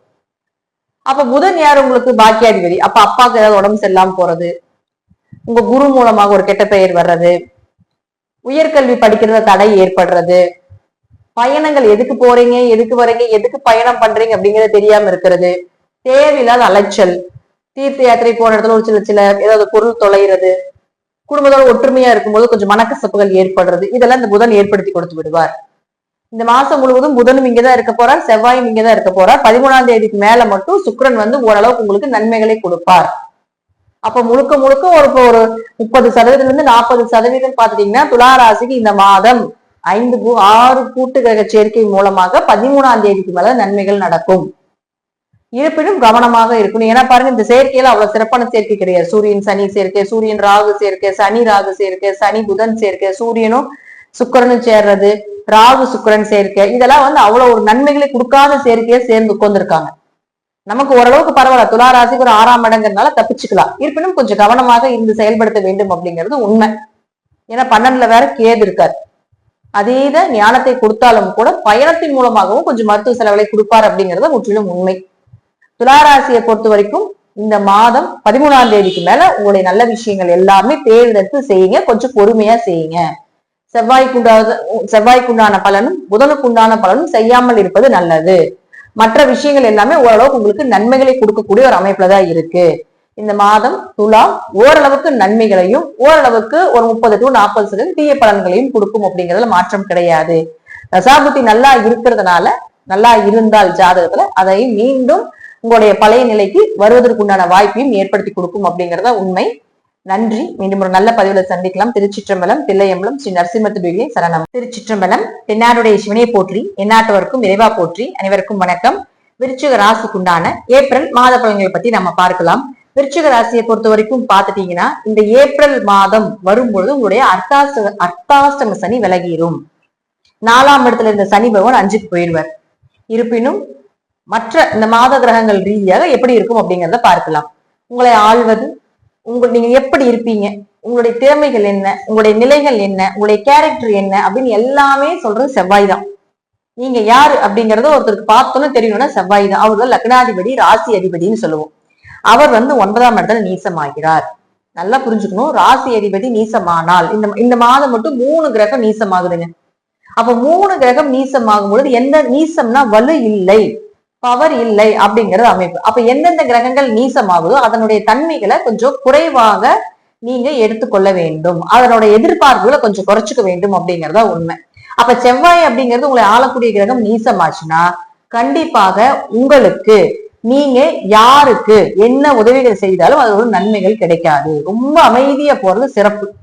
அப்ப அவரே உங்களுக்கு 6ஆம் அதிபதியாக இருக்கிறதால கடனோ நோயோ வம்பு வழக்குகளோ, வேலையில கொஞ்சம் பிரச்சனைகள் ஏற்படுறதோ, கடன் வாங்கிட்டு அது கடன்னால கொஞ்சம் தலைகுனிவுகளோ, நோய்க்கு ஏதாவது மருத்துவ செலவுகள் செய்யறதோ இதெல்லாம் ஏற்படுத்தி கொடுத்து விடுவார். அதனால இந்த செவ்வாய் வந்து இந்த மாதம் முழுவதும் இங்கதான். அப்ப இந்த மாதம் முழுவதும் நீங்க இருக்கும் வரைக்கும் கொஞ்சம் கவனமாக இருந்துக்கோங்க. நீசத்துல இருக்கார்.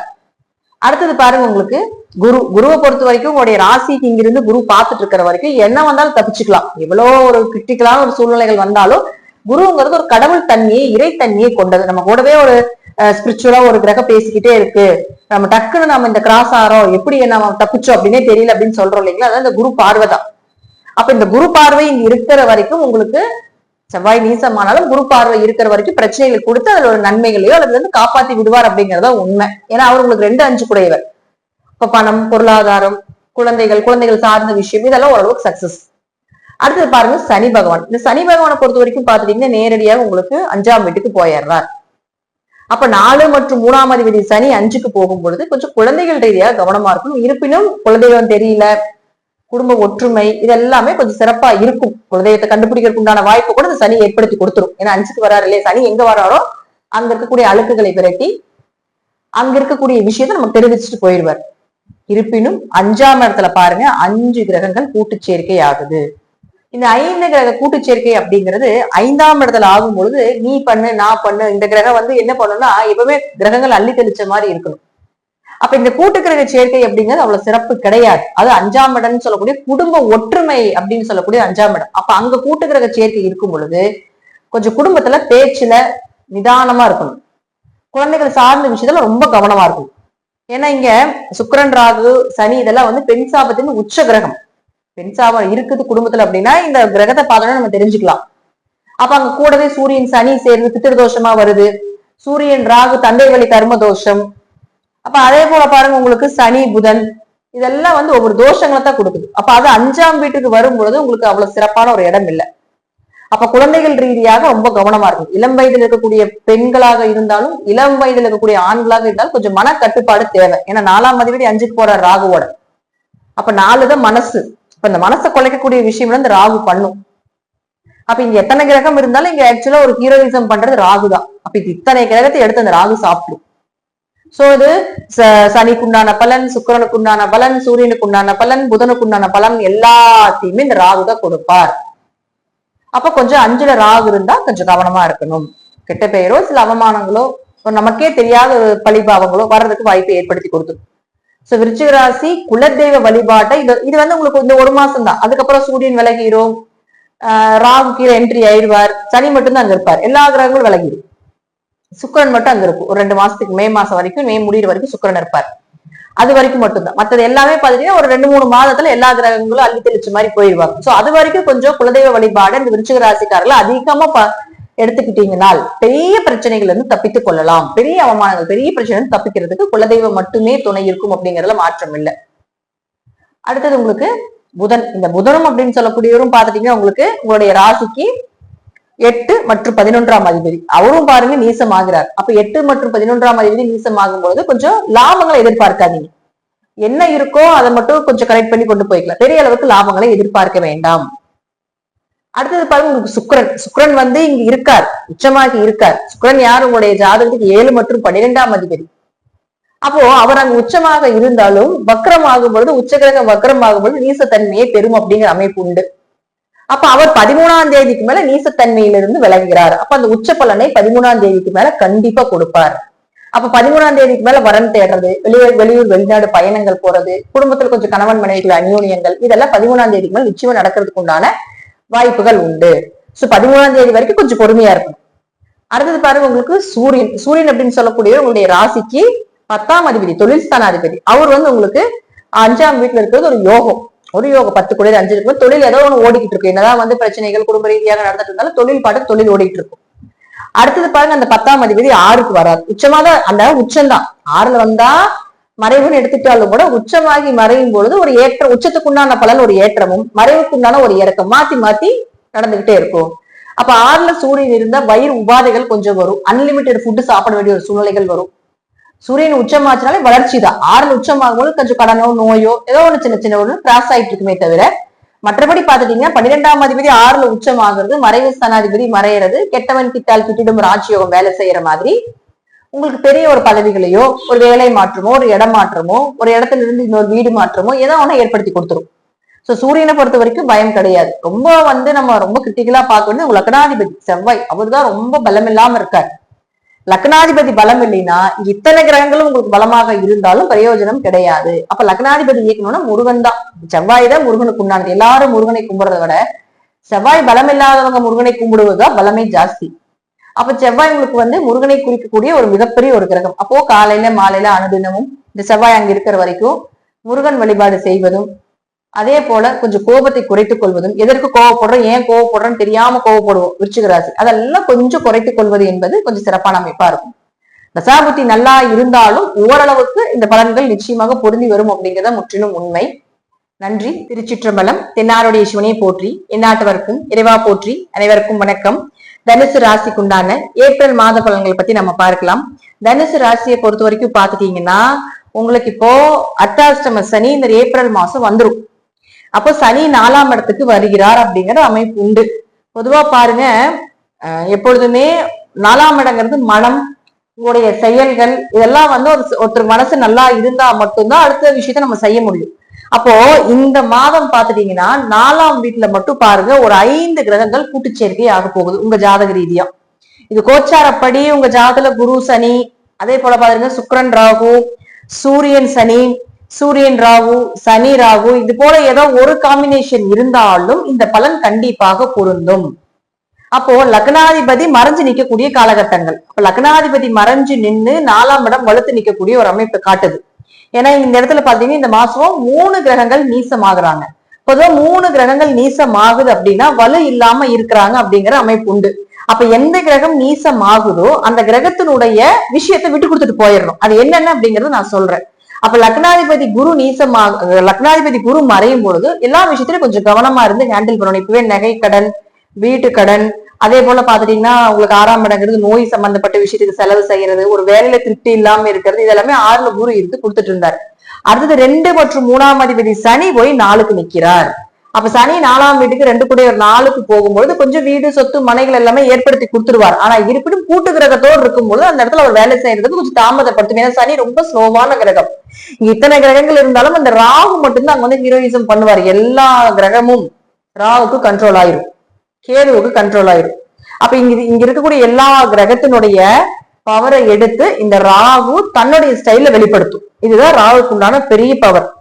அப்போ 4ஆம் இடத்துல ராகு இருக்குது அப்படின்னா தாயினுடைய ஆரோக்கியம். அப்போ சூரியன் இருக்கும் பொழுதுனா தந்தை சார்ந்த விஷயங்கள். ஏன்னா தனுசு ராசிக்கு தனுசு லக்னத்துக்கும் பாத்தீங்கன்னா 9ஆம் அதிபதி சூரியன். அப்ப இந்த சூரியன் 13ஆம் தேதி வரைக்கும் இங்கதான் இருக்க போறார். அதற்கப்புறம் உச்சமாக போகிறார். அப்ப தனுசு ராசி கொஞ்சம் 13ஆம் தேதி வரைக்கும் கொஞ்சம் கவனமா இருந்துக்கணும். தந்தை விஷயத்துல, பூர்வீக சொத்து சார்ந்த விஷயத்துல, உயர்கல்வி படிக்கக்கூடிய விஷயத்துல எல்லாம் கொஞ்சம் கவனமா இருக்கணும். அதற்கப்புறம் 13ஆம் தேதிக்கு மேல உச்சம் ஆகிறார். அதற்கப்புறம் உங்களுடைய ப்ராசஸிங் எல்லாமே சக்சஸ். 13ஆம் தேதிக்கு மேல நீங்க நினைச்சது எல்லாமே உங்களுக்கு சக்சஸ் ஆகும். நீங்க என்ன எதிர்பார்க்கிறீங்க அந்த விஷயம் எல்லாம் கைகூடி வரும். 9ஆம் இடம், 5ஆம் இடம் பாக்கியாதிபதி, புண்ணியாதிபதி. அப்ப அது ரெண்டுமே ஒரே காம்பினேஷன் வரும் பொழுது நீங்க எதிர்பார்த்த எல்லாமே நடக்கும் அப்படிங்கறதா உண்மை. அடுத்தது பாருங்க சுக்கிரன். இந்த சுக்கிரன் அப்படின்னு சொல்லக்கூடிய 6 மற்றும் 11ஆம் அதிபதி உச்சம் ஆகிறார். இப்போ ஒரு உச்ச கிரகம் வக்ரம் பெற்று நிக்குது. அப்ப எப்பவுமே பாருங்க ஒரு உச்ச கிரகம் வக்ரமானா நீச பலனை அடையும் அப்படிங்கறதா உண்மை. அப்ப அந்த நீச பலனுக்கு உண்டான விஷயம் 13ஆம் தேதி வரைக்கும் கொஞ்சம் கடன் வாங்குறதோ, நோய் சார்ந்ததோ, பெரிய லாபத்தை எதிர்பார்க்காம இருக்கிறதோ நல்லது. 13ஆம் தேதிக்கு மேலதான் உங்களுக்கு லாபங்கள் கிடைக்கும். ஏன்னா அவர் உங்களுக்கு 11ஆம் அதிபதி. அப்ப 13ஆம் தேதிக்கு மேல நிச்சயமாக உங்களுக்கு லாபம் பல மடங்காக கிடைப்பதற்குண்டான வாய்ப்புகள் உண்டு அப்படிங்கறதுலயும் மாற்றமே கிடையாது. அடுத்தது புதனை பொறுத்த வரைக்கும் 7-10 கூடையவர். திருமணம் சார்ந்த விஷயங்கள் அவரும் நீசத்துலதான் இருக்காரு. நான் சொன்னேன் இந்த 3 கிரகங்கள் நீசம்னு. அப்ப திருமணம் சார்ந்த விஷயம், தொழில் சார்ந்த விஷயம், இதுல எல்லாத்துலயும் கொஞ்சம் கவனமா இருக்கணும். கணவன் மனைவியா இருந்தீங்கன்னா கொஞ்சம் அந்யூன்யங்கள் குறையும், கொஞ்சம் கருத்து வேறுபாடுகள் வரும். இதே புதிய வரன்கள் பாக்குற மாதிரி இருந்தீங்கன்னா கொஞ்சம் தள்ளி வைத்துக் கொள்வது என்பது சிறப்பு. இந்த மாதம் திருமணத்துக்கு ஒரு சிறப்பான மாதம் இல்லை தனுசு ராசியை பொறுத்த வரைக்கும். அப்ப தொழில் ரீதியாக என்ன இருக்கோ அது அப்படியே கொஞ்சம் கொஞ்சம் மூவ் ஆகுமே தவிர இதுல இருந்து இறங்கக்கூடிய ஒரு சூழ்நிலைகளை கொடுக்காது. ஏன்னா ராகுங்கிறது ஒரு வளர்ச்சி கிரகம் தான், ஓரளவுக்கு வளர்ச்சியை கொடுக்கும். இருப்பினும் புதன் அங்க நீசமாக இருக்கிறதுனால கொஞ்சம் கவனமாக இருந்து செயல்படுத்துங்க அப்படிங்கறத உண்மை. அடுத்தது பாருங்க உங்களுக்கு செவ்வாய் நீசமாகும். செவ்வாய் யாரு? 5 மற்றும் 12ஆம் அதிபதி. இந்த மாதம் முழுவதும் நீசம். 5 தான் அதிர்ஷ்டம். அப்ப கொஞ்சம் குழந்தைகள், 5 அதிர்ஷ்டம், குழந்தை, குலதெய்வம், இது எல்லாமே வந்து உங்களுக்கு செவ்வாய் தான். அப்ப அந்த கிரகம் நீசமாகும் போது கொஞ்சம் குலதெய்வத்தினுடைய வழிபாடுகளை கொஞ்சம் அதிகப்படுத்திக்கணும். அதே போல செவ்வாய் நீசமாகக்கூடிய காலகட்டங்கள் தேவையில்லாத பயணங்கள் வரும். அதே போல அலைச்சல் ஜாஸ்தியா இருக்கும், கொஞ்சம் உடம்பு முடியாம போகும், கொஞ்சம் விரைய செலவுகள் இதெல்லாத்தையும் ஏற்படுத்தி கொடுத்துரும். அப்ப 5ஆம் இடம் அப்படிங்கிறது உங்களுக்கு ஷேர் மார்க்கெட் சம்பந்தப்பட்டதுக்குள்ள ஒரு அதிர்ஷ்டம் இருந்தாதான் அந்த 5ஆம் இடம் இயக்கமே வந்து 5 தான். ஷேர் மார்க்கெட்டுக்கு 5ஆம் இடம் இல்லாம அது இயங்காது. அப்ப அந்த கிரகம் நீசமா இருக்கும்போது கொஞ்சம் பணம் சார்ந்த விஷயம் ட்ரேட் பண்றதுல கொஞ்சம் கவனமா இருந்துக்கணும். குழந்தைகளுக்காக மருத்துவ செலவுகளோ அல்லது குடும்ப ரீதியாக, குடும்ப ஒற்றுமை ரீதியாக கொஞ்சம் கவனமா இருந்தீங்கன்னா போதும். அதுவே வந்து உங்களுக்கு செவ்வாய் நல்லது பண்ணி கொடுத்துரும் மேக்சிமம். சோ எந்த கிரகம் நீசமாக இருக்குதோ அதனுடைய தன்மைகள் விட்டு கொடுத்து போவது நல்லது. இப்ப செவ்வாய் நீசமா இருக்குதா, குடும்பத்துல கொஞ்சம் பிரச்சனைகள் வருது, அதை நீங்க விட்டு கொடுத்து போயிடணும். அப்போ புதன் நீசமாகுதா, திருமண வாழ்க்கைக்கு இப்ப நல்ல வரன்கள் வருதா, வந்தாலும் கொஞ்சம் வெயிட்டிங்ல போட்டுறணும். தொழில் ரீதியாக ஒரு புது முயற்சிகள் பண்றீங்களா, ஒரு மாசம் கழிச்சு பாத்துக்கலாம் அப்படிங்கறத எடுத்துட்டு போயிடணும். அப்ப அதாவது 5 கிரகங்களும் 4ஆம் இடத்துல கூட்டு சேர்க்கை அப்படிங்கிறது தாயினுடைய ஆரோக்கியம், உங்களுடைய ஆரோக்கியத்திலையும் கவனமா இருக்கணும். மனசு கொஞ்சம் அலைப்பாய் தேவையில்லாத ஒரு எண்ணங்களை கொண்டு போகும். அதுல கொஞ்சம் மன ரீதியாக கொஞ்சம் கவனமா இருந்துக்கணும். அப்ப வீடு, மனை, சொத்துக்கள், வண்டி வாகன யோகங்கள் இதெல்லாமே 4 தான். கூட்டு கிரகங்கள் ஒரு 2 மாசம் மட்டும் நீங்க கூட்டா இருக்க போகுது. அதுக்கப்புறம் பாத்தீங்கன்னா எல்லாம் அவங்க ராகு கீழே இறங்கிடுவாரு, சூரியன் அந்த பக்கம் போயிடுவாரு, சுக்கிரன் மட்டும் இந்த மே மாசம் வரைக்கும் 2 மாசம் இங்க இருப்பாரு. சனி ராகு மட்டும்தான் இருக்கும். ராகு உங்களுக்கு மேல கீழே இறங்கிடுவார். மத்த எல்லாமே அவங்க பாட்டுக்கு ரோல் ஆக ஆரம்பிச்சிருவாங்க, சுத்தரக்க ஆரம்பிச்சிருவாங்க. சோ இந்த 2-3 மாதங்கள் மட்டும் இந்த கூட்டு கிரக சேர்க்கையா இருக்கிறதுனால மனசை கொஞ்சம் ஸ்டடி பண்ணிக்கணும். அப்ப குலதெய்வ வழிபாடு, இஷ்ட தெய்வ 4ஆம் இடங்கிறது உங்களுக்கு பிரசன ரீதியாக குலதெய்வம் 4ஆம் இடம் தான், ஜோதிட ரீதியாக 5ஆம் இடம். அப்ப குலதெய்வ வழிபாடு அதிகமா வச்சுக்கிறது, தெய்வ அனுகிரகம், அதாவது ஏதாவது ஒரு தெய்வத்தை உபாசனை பண்ணி அவங்களுடைய மந்திரங்களை ஜெபிப்பது, இதெல்லாம் கொஞ்சம் ஏற்படுத்தி கொண்டால் இந்த மாதம் தனுசு ராசிக்கு மிகப்பெரிய யோக மாதமாக மாறும் அப்படிங்கிறதுல மாற்றம் கிடையாது. நன்றி. மீண்டும் ஒரு நல்ல பதிவை சந்திக்கலாம். திருச்சிற்றம்பலம், தில்லையம்பலம், ஸ்ரீ நரசிம்மத்துடிகளே சரணம். திருச்சிற்றம்பலம். இந்நாளுடைய ஈஸ்வனையை போற்றி, இந்நாட்டவருக்கும் இறைவா போற்றி. அனைவருக்கும் வணக்கம். மகர ராசிக்குண்டான ஏப்ரல் மாத பலன்கள் எப்படி இருக்கும் அப்படிங்கிறத நம்ம பார்க்கலாம். மகர ராசிக்கு இந்த ஏப்ரல் மாத பலன் வரும் பொழுது உங்களுடைய இளரை சனி முடிஞ்சிருச்சு. 29ஆம் தேதியே உங்களுக்கு டோட்டலா உங்களை பிடித்திருக்கக்கூடிய சனி பகவானுடைய தாக்கம் முற்றிலும் விலகிடும். அப்போ 3ஆம் வீட்டுக்கு சனி போயிடுறார். அப்ப ராசிக்கு 3ஆம் இடத்துல பாத்துட்டீங்கன்னா 5 கிரக கூட்டு சேர்க்கை உண்டு. ஜாதகத்தை பொறுத்த வரைக்கும் பாத்துட்டீங்கன்னா இந்த கூட்டு சேர்க்கை அப்படிங்கிறது ஒரு 2-3 மாதங்களுக்கு இந்த கூட்டு சேர்க்கை அப்படிங்கிறது அவ்வளவு ஒரு சிறப்பு கிடையாது. ஏன் அப்படின்னா இந்த சனி ராகு, அதே போல பாருங்க சுக்கிரன் ராகு, சனி சுக்கிரன், சூரியன் ராகு, சனி புதன், இப்படி கூட்டு கிரக சேர்க்கை உங்க ஜாதகத்தில் இருந்தால் கொஞ்சம் கவனமா இருக்கணும். ஏன் அப்படி சொல்றேன்னு பாத்துட்டோம்னா இந்த மாதம் மட்டும் 3 கிரகங்கள் நீசமாகறாங்க. செவ்வாய் நீசமாகுது, புதன் நீசமாகுது, சுக்கிரன் 13ஆம் தேதி வரைக்கும் உச்சம்தான். ஆனா உச்சமாக இருந்தாலும் வக்ரகதி அடைகிறார். அப்போ ஒரு கிரகம் அதாவது வக்ரமான கிரகங்கள், உச்சமான கிரகங்கள் அப்படிங்கிறது ஒரு சில விதிமுறைகள் உண்டு. அப்ப சுக்கிரன் உச்சமாகி வக்ர நிலை அடையும் பொழுது கண்டிப்பாக நீச பலனை கொடுத்தே தீரும். அப்ப 13ஆம் தேதி வரைக்கும் இங்க சுக்கிரனுக்கு வேலையே இல்லை. ஏன்னா சுக்கிரன் தான் உங்களுக்கு அதிர்ஷ்டத்துக்கு உண்டான கிரகம். அப்ப நீச நிலைகளை பெறும்போது எப்படி உங்களுக்கு அதிர்ஷ்டங்கள் வேலை செய்யும்? ஜாதகத்துல எப்பேற்பட்ட யோகங்களாக இருந்தாலும், எப்பேற்பட்ட அதிர்ஷ்டங்களாக இருந்தாலும் 5ஆம் இடம் வழுத்தாதான் அந்த அதிர்ஷ்டத்தை நம்ம அனுபவிக்க முடியும். அப்ப ராசி அதிபதி அப்படின்னு சொல்லக்கூடிய 3ஆம் வீட்டுக்கு சனி வரும்போது உங்களுக்கு மிகப்பெரிய ஒரு தலைவலியாக இருந்து அந்த தடைகள் எல்லாமே உடைஞ்சிரும். ஒரு காரியங்கள் நடக்கும். 3ஆம் இடத்துல கிரகங்கள் இருந்தால் அதாவது ஒரு கிரகமாவது 3ல இருந்தாதான் தன் குடும்பத்தை பாத்துக்குவாங்க, தன்னை சார்ந்து இருக்கக்கூடிய நபர்களை பாத்துக்குவாங்க அப்படிங்கிற அமைப்பு உண்டு. சுப கிரகங்கள் இருந்தா. அசுப கிரகங்கள் இருந்தா பாத்துக்குவாங்க, அதை சொல்லி காட்டி நம்மள அவமானப்படுத்துவாங்க அப்படிங்கிற அமைப்பு ஜாதக ரீதியாக உண்டு. அப்போ புதன் நீசமாகுது அப்படின்னா புதன் யார் அப்படின்னு பாத்துட்டீங்கன்னா உங்களுக்கு 6 மற்றும் 9ஆம் அதிபதி பாக்கியாதிபதி நீசம் பெறுகிறார். அப்ப தந்தை வழியில வரக்கூடியது இதுல கொஞ்சம் கவனமா இருக்கணும். தந்தை வழி சொத்துக்கள், பூர்வீக சொத்துக்கள், அவர்களுக்கு உங்களுக்கு ஏதாவது ஒரு சண்டை சச்சரவு பிரச்சனைகள் இதெல்லாமே கொஞ்சம் வரும். அல்லது 6ஆம் இடம் அப்படிங்கிறதுனாலயும் கடன் வாங்காம இருக்கிறது, நோய்க்கு கொஞ்சம் செலவு பண்றது, வேலையில ஒரு திருப்தி இல்லாம இருக்கிறது, இதெல்லாமே இந்த புதன்னால ஏற்படும். அடுத்தது பாருங்க செவ்வாய் நீசம். செவ்வாயார் உங்க ராசிக்கு 4 மற்றும் 11ஆம் அதிபதி. அவர் நீசமாகும் பொழுது கண்டிப்பாக ஆரோக்கியத்துல கவனமா இருக்கும். தந்தையினுடைய ஆரோக்கியத்திலையும் கவனமா இருக்கும். தந்தைக்காரகன் புதன், தாய்க்காரகன் செவ்வாய், 2 பேருமே நீசமா இருக்காரு. அப்ப தாய் தந்தையுடைய ஆரோக்கியத்துல ரொம்ப கவனமா இருக்கும்.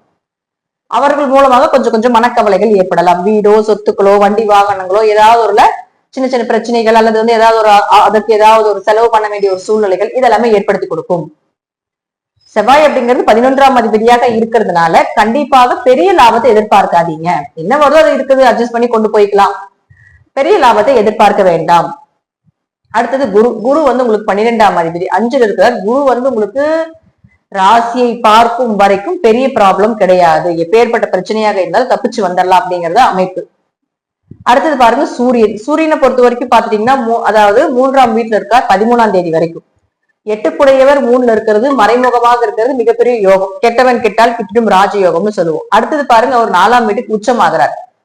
அப்ப வீடு சார்ந்ததோ சொத்துக்கள் சார்ந்ததோ திடீர் வருமானம், திடீர் அதிர்ஷ்டங்கள். ஏன்னா 8ஆம் இடங்கிறது ஷேர் மார்க்கெட் யோகம். 8-2 இதெல்லாம் ஷேர் மார்க்கெட் யோகம். அப்ப 2ஆம் அதிபதி 3ல போய் ராகுவோட சேருது. 8ஆம் அதிபதினு சொல்லக்கூடிய 13ஆம் தேதிக்கு மேல உச்சமாகுது. சோ அதுல எல்லாமே கொஞ்சம் ப்ராஃபிட் எடுக்கிறதுக்கு உண்டான வாய்ப்புகளும் உண்டு. சூரியன் இங்க இருக்கிற வரைக்கும் 13ஆம் தேதி வரைக்கும் கொஞ்சம் முன்ன பின்ன உங்களுக்கு லாஸ் ஆகலாம், அல்லது எதிர்பார்த்தது கிடைக்கலாம், கொஞ்சம் கூட பிறந்தவங்க மூலமாக ஒரு மனக்கசப்புகள் இதெல்லாம் ஏற்படுத்தி கொடுக்கும். அடுத்தது சுக்கிரனை பொறுத்த வரைக்கும் பாத்தீங்கன்னா 5 மற்றும் 10ஆம் அதிபதி. இந்த 5ஆம் அதிபதி சுக்கிரன் உச்சமானாலும் 13ஆம் தேதி வரைக்கும் நீச பலன் தான். 13ஆம் தேதிக்கு மேல மீண்டும் சுக்கிரன் ராகுவோட இணைந்து உச்சமாகிற பெரும் பலம் வரக்கூடிய ஒரு அமைப்பு உண்டு. மகாலட்சுமி கடாச்சம்னு சொல்றோம். இப்ப 5ஆம் இடம் அதிர்ஷ்டம். இப்ப நீங்க ஷேர்ல இருக்கிறீங்க அல்லது ஏதாவது பிட்காயின் இது போல ஒரு ட்ரேடிங் சம்பந்தப்பட்டது, ஆன்லைன் சம்பந்தப்பட்ட வருமானங்கள், மார்க்கெட்டிங் சம்பந்தப்பட்டது, ஈஸியா வரக்கூடிய வருமானம் எல்லாமே 3ஆம் இடம், 8ஆம் இடம், 5ஆம் இடம், 2ஆம் இடம், 11ஆம் இடம் இதனுடைய தொடர்புகள் இல்லாம ஒருத்தர் ஜெயிக்க முடியாது. அப்ப இது எல்லாமே உங்களுக்கு பாத்துட்டீங்கன்னா மூல கர்த்தாவாக இருக்கக்கூடியது அதிர்ஷ்டம். இந்த அதிர்ஷ்டம் அப்படிங்கிறது 13ஆம் தேதிக்கு மேலதான் வேலை செய்யுது. அப்ப 13ஆம் தேதிக்கு மேல நீங்க நம்பிக்கையா பண்ணலாம். தசாபுத்தி நல்லா இருந்தால் தாராளமாக நீங்க நினைக்கிறதை விட பெரிய மடங்கு வர்றதுக்கு உண்டான வாய்ப்புகளும் உண்டு. அப்போ அவரே 10ஆம் அதிபதியுமாக இருக்கிறார். தொழில் வளர்ச்சி, ஏன்னா சுக்கிரன் தான் உங்களுக்கு தொழிலை கொடுக்கக்கூடிய கிரகம். அப்ப தொழில் நல்லா வளரும். 10ஆம் தேதிக்கு மேல, அதாவது 13ஆம் தேதிக்கு மேல 10ஆம் அதிபதியான சுக்கிரன் உச்சம் பெறும் பொழுது தொழில் ரீதியாக புதிய புதிய முயற்சிகள், தொழில் ஒரு வளர்ச்சி, வருமானம், லாபங்கள் இதெல்லாம் கிடைப்பதற்குண்டான வாய்ப்பு உண்டு. இருப்பினும் செவ்வாய் இந்த மாதம் முழுவதும் அங்கதான் இருக்கிறதால பெரிய லாபங்களை எதிர்பார்க்க வேண்டாம். வர்றது கரெக்டா இருக்கும். ஏன்னா நிறைய இழந்திருப்பீங்க, எல்ரச்சனை நிறைய இழந்திருப்பீங்க, நிறைய விட்டு கொடுத்து போயிருப்பீங்க. போனது போகட்டும் அப்படிங்கிற ஒரு மனப்பக்குவத்துக்கும் உங்களுக்கு கொண்டு வந்திருப்பார். மறுபடியும் நீங்க இப்ப ஃபர்ஸ்ட் இருந்து ஜீரோல இருந்து ஸ்டார்ட் பண்ண வேண்டிய ஒரு சூழ்நிலையில கொடுக்கும். அப்ப ஈஸியா அதுக்கு ஏர்ன் பண்ணணும் அப்படிங்கிற ஒரு அமைப்பையும் உங்களுக்கு வந்து அந்த மைண்ட்ல சீக்கிரம் சம்பாதிக்கணும், சீக்கிரம் அதை கொண்டு வரணும் அப்படிங்கிற எல்லா ஒரு மைண்ட் தாட்டும் உங்களுக்கு இருக்கும். அப்ப இதுக்கு முதல் கை கொடுக்கணும்னா உங்களுக்கு சுக்கிரன் உங்க ஜாதகத்துல நல்லா இருக்கணும், லக்னாதிபதி நல்லா இருக்கணும். அதே போல புதன் 9ஆம் அதிபதி பாக்கியாதிபதி நல்லா இருக்கணும். அப்ப சுக்கிரனும் கொஞ்சம் 13ஆம் தேதி வரைக்கும் நீசம், பாக்கியாதிபதி புதன் இந்த மாதம் முழுவதும் நீசம், லக்னாதிபதி மூலம். அதனால கொஞ்சம் கொஞ்சமா தான் நீங்க மூவ் பண்ணி அடுத்த கட்டத்துக்கு போக முடியும் அப்படிங்கிறது இந்த மாதத்தினுடைய பலன். அப்ப ஜாதக தசாபுத்தி நன்றாக இருந்தால் ஓரளவுக்கு சமாளிச்சு மேல வந்துருவீங்க. தசாபுத்தி சரியில்லையா, கொஞ்சம் மெதுவா மூவ் பண்றது நல்லது. குரு பார்வை ராசிக்கு இருக்குது. குரு வந்து நேரடியாக 9ஆம் பார்வையா பார்த்துட்டு இருக்காரு, பாக்கிய பார்வைன்னு சொல்லுவோம். அப்ப ராசிக்கு அது இருக்கிற வரைக்கும் ஓரளவுக்கு உங்களுக்கு நன்மைகளையே செய்து கொடுப்பார் அப்படிங்கிறதுலயும் மாற்றம் இல்லை. சோ மேக்சிமம் மகர ராசிக்கு 13ஆம் தேதிக்கு மேல சுக்கிரன் உச்சமானதுக்கு அப்புறம் உங்களுடைய தேவைகள், உங்களுடைய ஆன்மீகம் சார்ந்தது, உங்களுடைய இறை வழிபாடு சார்ந்தது, குடும்பம் சார்ந்த, பொருளாதாரம் சார்ந்த எல்லா விஷயத்தையும் 13ஆம் தேதிக்கு மேல நிச்சயமாக செய்து கொடுப்பார் அப்படிங்கிறதுல மாற்றம் இல்லை. இந்த கூட்டு கிரக சேர்க்கை 3ஆம் இடத்துல இருக்கிறதுனால கொஞ்சம் உங்க கூட பிறந்தவங்க கிட்ட கொஞ்சம் கவனமா இருக்கணும். அதே போல இந்த 3ஆம் இடம் அப்படிங்கிற தைரியம், கொஞ்சம் தைரியத்தை குறைப்பார். கொஞ்சம் தைரியமாக இருந்து செயல்படுத்தும் பொழுது எல்லாமே உங்களுக்கு வெற்றியாகும் அப்படிங்கறத நம்ம சொல்லிக்கிறோம். நன்றி. மீண்டும் ஒரு நல்ல பதிவுல சந்திக்கலாம். திருச்சிற்றம்பலம், தில்லையம்பலம், ஸ்ரீ நரசிம்மத்துடைய சரணம். திருச்சிற்றம்பலம். தென்னாருடைய சிவனை போற்றி, எந்நாட்டவருக்கும் இறைவா போற்றி. அனைவருக்கும் வணக்கம். கும்ப ராசிக்குண்டான ஏப்ரல் மாத பலன்களை பத்தி நம்ம பார்க்கலாம். கும்ப ராசிக்கு இந்த ஏப்ரல் மாதம் வரும் பொழுது உங்களுடைய ஜென்ம சனி விலகி மேல போயிடுறார். ஜென்ம சனி விட்டாலே மேக்சிமம் 70 to 80% உங்களுடைய லாக் ரிலீஃப் ஆயிரும். ஜென்ம சனி ரொம்ப பாடாப்படுத்தி ஒண்ணுமே பண்ண முடியாது. 8 திக்கும் லாக்கு தான், எதுவுமே செய்ய முடியலன்ட்டு நிறைய பேர் வீட்டுக்குள்ளேயே ஒரு மூழ்கி கிடந்து வீட்லயே இருக்க முடியல, வெளியிலயும் இருக்க முடியல, எந்த சூழ்நிலையில இருக்காங்க அப்படிங்கிறது இந்த கும்பராசியை கேட்டு அந்த நபர்களை கேட்கும் பொழுது நமக்கு தெரியும். சோ ஜென்ம சனி விலகி இப்ப அவர் வந்து 2ஆம் வீட்டுக்கு போயிட்டார். அவரே உங்களுக்கு 12ஆம் அதிபதி ஆகி 2க்கு போறார். சோ வந்து இந்த மாதம் ஏப்ரல் மாதத்துல வந்து 3 கிரகங்கள் நீசமாகுது. ஒண்ணு செவ்வாய், இன்னொன்னு பாருங்க சுக்கிரன் அப்படின்னு சொல்லக்கூடிய உச்சமானாலும் வக்ரமாகி 13ஆம் தேதி வரைக்கும் நீச நிலையை அடைகிறார். அடுத்தது பாத்துட்டீங்க உங்களுக்கு புதன். அப்ப இது எல்லாமே உங்களுக்கு என்ன மாதிரி பலன்களை கொடுக்கும் அப்படிங்கிறத நம்ம முழுமையா பார்க்கலாம். ராசி அதிபதி அவரே வந்து சனியாகி 2க்கு போறப்போ ஓரளவுக்கு இப்ப இருந்ததை விட ஓரளவுக்கு ஒரு நன்மைகளை வரக்கூடிய நாட்களை செய்து கொடுப்பார் அப்படிங்கிறது ஒரு நம்பிக்கை. அடுத்தது பாருங்க 2ஆம் இடத்துல இவ்வளோ கூட்டு கிரகங்கள் சேர்க்கை இருக்குது. பொதுவா ஜாதகத்துல சுக்கிரன் ராகு, சுக்கிரன் வந்து உங்களுக்கு சனியோட சேர்றது, ராகு சுக்கிரன் சேர்றது, சூரியன் ராகு சேர்றது, இது இந்த மாதிரி ஒரு கூட்டு கிரக சேர்க்கை ஏதோ 1, 2 இருந்தாலும் அதை நீங்க கொஞ்சம் கவனமா பார்த்து ஹேண்டில் பண்ணணும். ஏன்னா 2ஆம் இடத்துல இவ்வளவு கிரகங்கள் இருக்கும்பொழுது உங்களையே அறியாம பேசிடுவீங்க. உங்களையே அறியாம சில குடும்பத்துல பிரச்சனைகளை கொடுத்துரும். ஏன்னா இங்க ராகுதான் பெரிய கிரகம், இருக்கிறது ரொம்ப பெரிய கிரகம் ராகுதான். அப்போ இத்தனை கிரகத்தினுடைய பலன்களையும் இந்த ராகு எடுத்து தன்னுடைய ஸ்டைல வெளிப்படுத்தும். அதுதான் ராகுனுடைய ஒரு பெரிய பியூட்டியே அதுதான். அப்போ ராகு 2ல இருக்கிறப்ப பேச்சு, குடும்பம், பணம், பொருளாதாரம் இதெல்லாம் ஏதோ கொடுத்துரும். ஆனா இருப்பினும் கொஞ்சம் கவனமா இருங்க. ஏன்னா உங்களுக்கு 7.5 சனி வேற. அப்போ இந்த வக்ரமான கிரகங்கள் நீசமானால் உச்ச பலனும், உச்சமான கிரகங்கள் நீசமான வக்ர பலன் நம்ம ஒரு விதிகள் போன மாசம் சொல்லிட்டு இருக்கோம். அப்படி இருக்கிறப்போ புதன் வந்து உங்களுக்கு இந்த இடத்துல நீசமாய் வக்ரமாயிருது. இப்ப அவரும் மறுபடியும் வக்ர நிவர்த்தியாய் நீசமாக போகிறார். இப்ப இதுல சொல்றோம் என்னன்னா புதன் கொஞ்சம் கவனமா இருக்கும். புதன் உங்களுடைய குழந்தை ஸ்தானாதிபதி. அப்ப குழந்தைகள் ரீதியாக கொஞ்சம் கவனமா இருங்க. புதன் உங்களுக்கு திடீர் அதிர்ஷ்டங்கள், திடீர் வருமானங்கள், அவமானத்துல சொல்லக்கூடிய ஒரு கிரகம் நீசமாகுது. கொஞ்சம் குழந்தைகள் ரீதியாக கொஞ்சம் கவனமா இருக்கணும். ஏன் இது குழந்தைகள் சொல்றேன்னா, சுக்கிரன் ராகு இளம் வயதில் இருக்கக்கூடிய ஆண்களாக இருந்தாலும் இளம் வயதில் இருக்கக்கூடிய பெண்களாக இருந்தாலும் கொஞ்சம் கவனமா இருக்கும். இந்த கூட்டுச்சேர்க்கை அவ்வளவு சிறப்பு இல்லை. அப்ப குழந்தைகள் ரீதியாக, குடும்ப ரீதியாக சின்ன சின்ன ஒரு மனக்கசப்புகளோ அல்லது மன அலைபாயிரதோ, தன்னையே மீறி சில செயல்கள் செய்ய வேண்டிய ஒரு சூழ்நிலையை கொடுத்துரும். அதே போல அடுத்தது பாருங்க செவ்வாய். செவ்வாய் யாருன்னா உங்களுக்கு 3 மற்றும் 10ஆம் அதிபதி, தொழில்காரகன். அப்ப தொழில்காரகன் வந்து உங்களுக்கு நீசமாகிறார். அப்ப தொழில கொஞ்சம் கவனமா இருக்கணும். தொழில கொஞ்சம் நீசமாகிறது, தொழில வந்து ஏதாவது ஒரு இடர்பாடுகள், கொஞ்சம் லாபங்கள் வராம இருக்கிறது, கொஞ்சம் அண்ணன் தம்பிகளுக்குள்ள கொஞ்சம் சண்டை சச்சரவுகள் வர்றது, இதெல்லாம் இந்த செவ்வாய் கொடுத்துருவார். அவரும் இந்த மாசம் போது இங்கதான் இருக்க போறார், புதன் இங்கதான் இருக்க போறார். அடுத்தது பாருங்க, உங்களுக்கு 7 சூரியன். சூரியன் மட்டும் பாருங்க 2ல இருந்தார் 13ஆம் தேதி வரைக்கும். அடுத்தது 13ஆம் தேதிக்கு மேல உச்சமாவார். சோ சூரியனை பொறுத்த வரைக்கும் கணவன் மூலமாக, மனைவி மூலமாக ஏதாவது தனவரவு, ஒரு காரியங்கள் நடக்கிறது, இதெல்லாம் கண்டிப்பாக நடக்கும். சூரியன் கொஞ்சம் பவரா இருக்கிறதுனால கொஞ்சம் தைரியமா எல்லாத்தையும் எதிர்த்து போராடக்கூடிய தன்மை இந்த மாதம் நிச்சயமாக உங்களுக்கு கிடைக்கும். அடுத்தது குருவை பொறுத்த வரைக்கும் 4ல தான் இருக்காரு. 2 4 வீடு, மனை, சொத்துக்கள், ஓரளவுக்கு லாபம், இதெல்லாமே ஓரளவுக்கு, அதாவது 7 நடக்கிறதுனால குரு இங்க இருந்தாலும் பெருசா கொடுக்கல. ஆனா தேவைகளுக்காக ஏதாவது ஒண்ணு ரோல் பண்ணி கொடுப்பார் அப்படிங்கறதா உண்மை. அப்ப இந்த மாதம் முழுவதும் பாத்துட்டீங்கன்னா உங்களுக்கு செவ்வாய் அப்படிங்கிறது தொழில்காரகன் நீசம், குழந்தை ஸ்தானாதிபதி புதன் நீசம். அடுத்தது பாருங்க சுக்கிரனை பொறுத்த வரைக்கும் 4 மற்றும் 9ஆம் அதிபதி தாய் மற்றும் தந்தையினுடைய ஆரோக்கியத்துல கவனமா இருக்கும் 14ஆம் தேதி வரைக்கும். 14ஆம் தேதிக்கு ஒரு உச்சமாகும் பொழுது பண வரவு, பொருள் வரவு, தாய் தந்தையினுடைய சொத்துக்கள், பூர்வீக சொத்துக்கள் வருவது, ஆரோக்கியம் சிறப்பாக இருப்பது, வீடோ மனைகளோ சொத்துக்களோ வண்டி வாகனங்கள் புதுசா புதுப்பிக்கக்கூடிய ஒரு அமைப்பு, பழைய இடம் இருந்தாலோ பழைய வீடு இருந்தாலும் அதை மாத்தலாம், அல்லது ஒரு இடமாற்றம் பண்ணலாம், தொழில் மாற்றங்கள் பண்ணலாம், தாய் தந்தையோட சண்டை சச்சரவு இருந்தாலும் அவங்களோட சுமூகமா போலாம் அப்படிங்கிற எண்ணத்தை எல்லாம் இந்த சுக்கிரன் கொடுக்கும். இருப்பினும் இந்த போல ஏதாவது கூட்டு கிரகங்கள் சேர்க்கை உங்களுக்கு இருக்கு. ஏன்னா இந்த ஒரு 2-3 மாசம் தான் இங்க இருப்பாங்க. அதுக்கப்புறம் பாத்தீங்கன்னா எல்லாம் அள்ளி தெளிச்ச மாதிரி ராகு கீழே இறங்கிடும், சனி மட்டும்தான் அங்க நிற்கும், மத்த எல்லா கிரகங்களும் விலகிடுவாங்க. சுக்கிரன் மட்டும் உங்களுக்கு ஒரு 2 மாசம் அங்கேயே இருப்பார். சோ வந்து கொஞ்சம் கவனமாக இருந்து செயல்படுத்தினால் இந்த கும்பராசிக்கு பேச்சாலையும் அதே போல பணத்தாலையும் கொஞ்சம் பிரச்சனைகள் வரும் அப்படிங்கிறது மட்டும்தான் முற்றிலும் உண்மை. ஏன்னா ஏகதேசமா 5 வருஷமா உங்களை வந்து பேசவே விடாம பண்ணிருப்பாரு, நீங்களே அமைதியாயிருப்பீங்க, பேசவே கூடாது அப்படிங்கிற அளவுக்கு சனி பண்ணிட்டு போயிருப்பார். அதனால பேச்சே உங்களுக்கு வந்து கொஞ்சம் குறைவாதான், யாருகிட்ட எப்படி பேசணும், யாருகிட்ட பேசினாலும் பிரச்சனை ஆகுது அப்படிங்கிறது எல்லாமே கொடுத்துருக்கும். அப்ப அமைதியை அமைதியை கொடுத்திருப்பாரு. அப்ப லைஃப் ஃபுல்லாவே இந்த ஒரு மாதமும் கொஞ்சம் அதை அப்படியே கடந்த ஒரு 2-3 மாதங்கள் கொண்டு போனீங்கன்னா பெரிய அளவுக்கு இருக்கக்கூடிய பிரச்சனைகள் கொஞ்சம் குறைஞ்சு ஓரளவுக்கு நமக்கு நன்மைகளை ஏற்படுத்தி கொடுப்பார். தசாபுத்தி நல்லா இருந்தா எதையும் எதிர்கொள்ளக்கூடிய தன்மைகள் உண்டு. தசாபுத்தி சரியில்லைன்னா நான் சொல்வது போல கொஞ்சம் என்னென்ன கிரகங்கள் நீசம்னா வலு இல்லைன்னு அர்த்தம், பவர் இல்லைன்னு அர்த்தம். அப்ப செவ்வாய் பவர் இல்ல, புதன் பவர் இல்ல அப்படின்னா அப்ப அதை நான் சொன்னேன் இல்லைங்களா, குழந்தைகள் தொழில்களில கொஞ்சம் கவனமாக இருந்து குலதெய்வ ஸ்தானத்தை கொஞ்சம் கெட்டியா பிடிச்சு குலதெய்வத்தினுடைய வழிபாடுகளை அதிகப்படுத்தும் பொழுது இது வரக்கூடிய ஒரு தாக்கத்தை குறைச்சு கொடுக்கும் அப்படிங்கறத முற்றிலும் மாற்றவே முடியாது. வருவதை குறைப்பதற்கு உண்டானது தெய்வ வழிபாடு, அது மட்டும்தான். நன்றி. மீண்டும் ஒரு நல்ல பதிவுல சந்திக்கலாம். திருச்சிற்றம்பலம். தில்லையம்பலம் ஸ்ரீ நரசிம்மத்துடைய சரணம். திருச்சிற்றம்பலம். தென்னாருடைய சிவனை போற்றி, இந்நாட்டவருக்கும் இறைவா போற்றி. அனைவருக்கும் வணக்கம். மீன ராசிக்குண்டான ஏப்ரல் மாத பலன்களை பத்தி நம்ம பார்க்கலாம். மீன ராசிக்கு இந்த ஏப்ரல் மாதம் வரும் பொழுது ஜென்ம சனி அப்படிங்கிறது உங்களுடைய ராசிக்குள்ள சனி பகவான் என்ட்ரி ஆயிருப்பார். மீன ராசியை பொறுத்த வரைக்கும் பாத்துட்டீங்கன்னா இந்த மாதம் 5 கிரகங்கள் கூட்டு சேர்க்கை ஆக போகுது.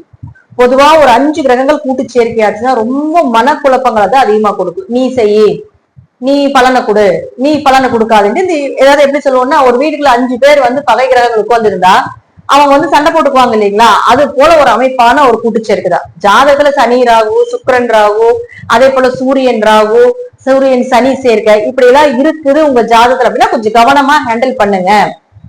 இதுக்கு ஒரே ஒரு வழி, சிவன் வழிபாடும் குலதெய்வ வழிபாடும் இஷ்ட தெய்வ வழிபாடையும் கொஞ்சம் இந்த 1 மாதம் அல்லது 2 மாத காலத்துக்கு கெட்டியா பிடிச்சுக்கணும்.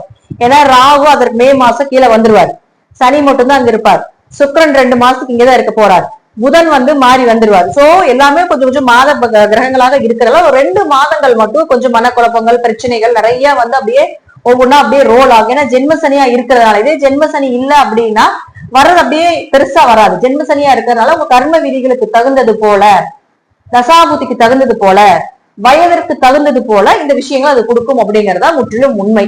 மேக்சிமம் பாருங்க, உங்களுக்கு இந்த மாதம் 3 கிரகங்கள் நீச்சமாகறாங்க. 1 புதன், அடுத்தது செவ்வாய், சுக்கிரன் வந்து உச்சம் ஆனாலும் வக்கரமாக இருக்கும்போது நீச பலனை அடையும் அப்படிங்கிற அமைப்பு உண்டு. அப்போ ராசி அதிபதி வந்து கொஞ்சம் பலம் இல்லாம இருக்கார் குரு. அப்ப ராசி அதிபதி பலம் இல்லாம இருக்கும்போது எதை செய்தாலும் கொஞ்சம் கவனமா இருக்கணும். ராசி அதிபதி பலமாக இருந்தால் என்ன பிரச்சனைகள் வந்தாலும் சமாளிக்கலாம்.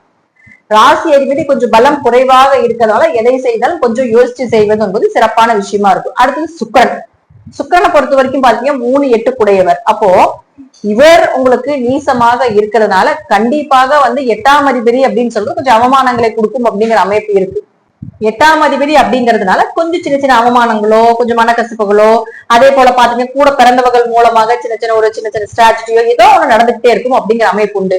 அதுவும் உங்களுக்கு 13ஆம் தேதிக்கு மேல பாத்துட்டீங்கன்னா ஓரளவுக்கு உங்களுக்கு நன்மைகளை கொடுக்கும். சுக்கிரன் உச்சம் ஆயிடுறது, அதுக்கப்புறம் ஓரளவுக்கு நன்மைகளை கொடுப்பதற்குண்டான வாய்ப்புகளும் உண்டு. அடுத்தது புதனை பொறுத்த வரைக்கும் பாத்தீங்கன்னா 4-7 கூடையவர் தாய், உங்களுடைய ஆரோக்கியம், தாயினுடைய ஆரோக்கியம், கணவர் ஸ்தானம் இது அல்லது மனைவி ஸ்தானம், இது எல்லாமே புதன் தான் வாங்கியிருக்காரு.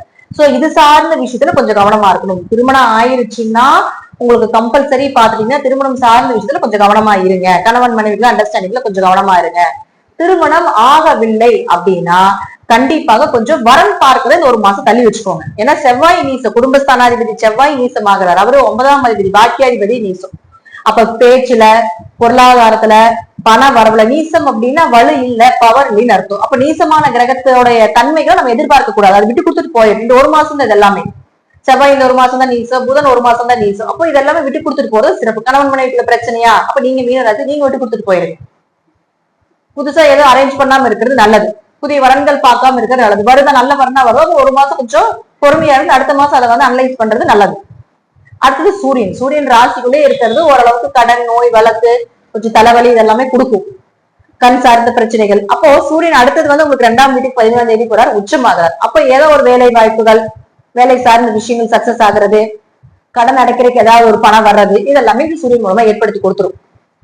நம்ம ரொம்ப நிறைய சொல்ல போகிறது மீனராசிக்கு அவ்வளவு வந்து ஒரு சிறப்பான விஷயங்களா இல்ல அப்படிங்கறத முற்றிலும் உண்மை. நிறைய சொன்னோம்னா இன்னும் வந்து நெகட்டிவா இருக்கு அப்படிங்கறதெல்லாம் நாங்களே ரொம்ப ப்ரெஷர்ல இருக்கோம், நீங்க வேற இப்படி சொல்லாதீங்க அப்படிங்கிறது இல்ல. முன்னெச்சரிக்கையா கொடுக்கறது ஒரு சிறப்பு. இந்த கிரகமெல்லாம் நீசமா இருக்குதா, அதோட எதிர்பார்ப்புகள் எதிர்பார்க்காதீங்க, அதுல போய் சிக்காதீங்க. சிக்கிட்டு மறுபடியும் பிரச்சனைகளை சந்திப்பதற்கு முன்கூட்டியே முன்னெச்சரிக்கையாக இருப்பது சிறப்பு. இப்ப மீனராசியை பொறுத்த வரைக்கும் 2-3 மாதங்கள் ரொம்ப ரொம்ப ரொம்ப ரொம்ப அமைதியா இருக்கு. எதுலயும் பெருசா இன்ட்ரெஸ்ட் எடுத்துக்காதீங்க. அனுதினமும் காலை மாலை இருவேளையும் கோயில போய் தரிசனம் பண்ணுங்க. குலதெய்வம், சிவன் வழிபாடு, இஷ்ட தெய்வ வழிபாடுகள், ஏதாவது ஒரு மந்திரங்களை உருவேற்றிட்டு அதை டெய்லி சொல்லிக்கிட்டு இருக்கிறது, இது போல ஏதாவது ஒரு விஷயமா தொடர்ந்து செஞ்சுட்டு வரும்போது அதனுடைய தாக்கங்கள் குறையும் அப்படிங்கறத முற்றிலும் உண்மை. தசாபுத்தி நல்லா இருந்தா எதையும் எதிர்கொண்டு கொள்ளலாம். தசாபுத்தி சரியில்லை அப்படின்னா கொஞ்சம் மீடியமா கொண்டு போறது நல்லது. நன்றி. மீண்டும் ஒரு நல்ல பதிவுல சந்திக்கலாம். திருச்சிற்றம்பலம், தில்லையம்பலம், ஸ்ரீ நரசிம்ம சரணம்.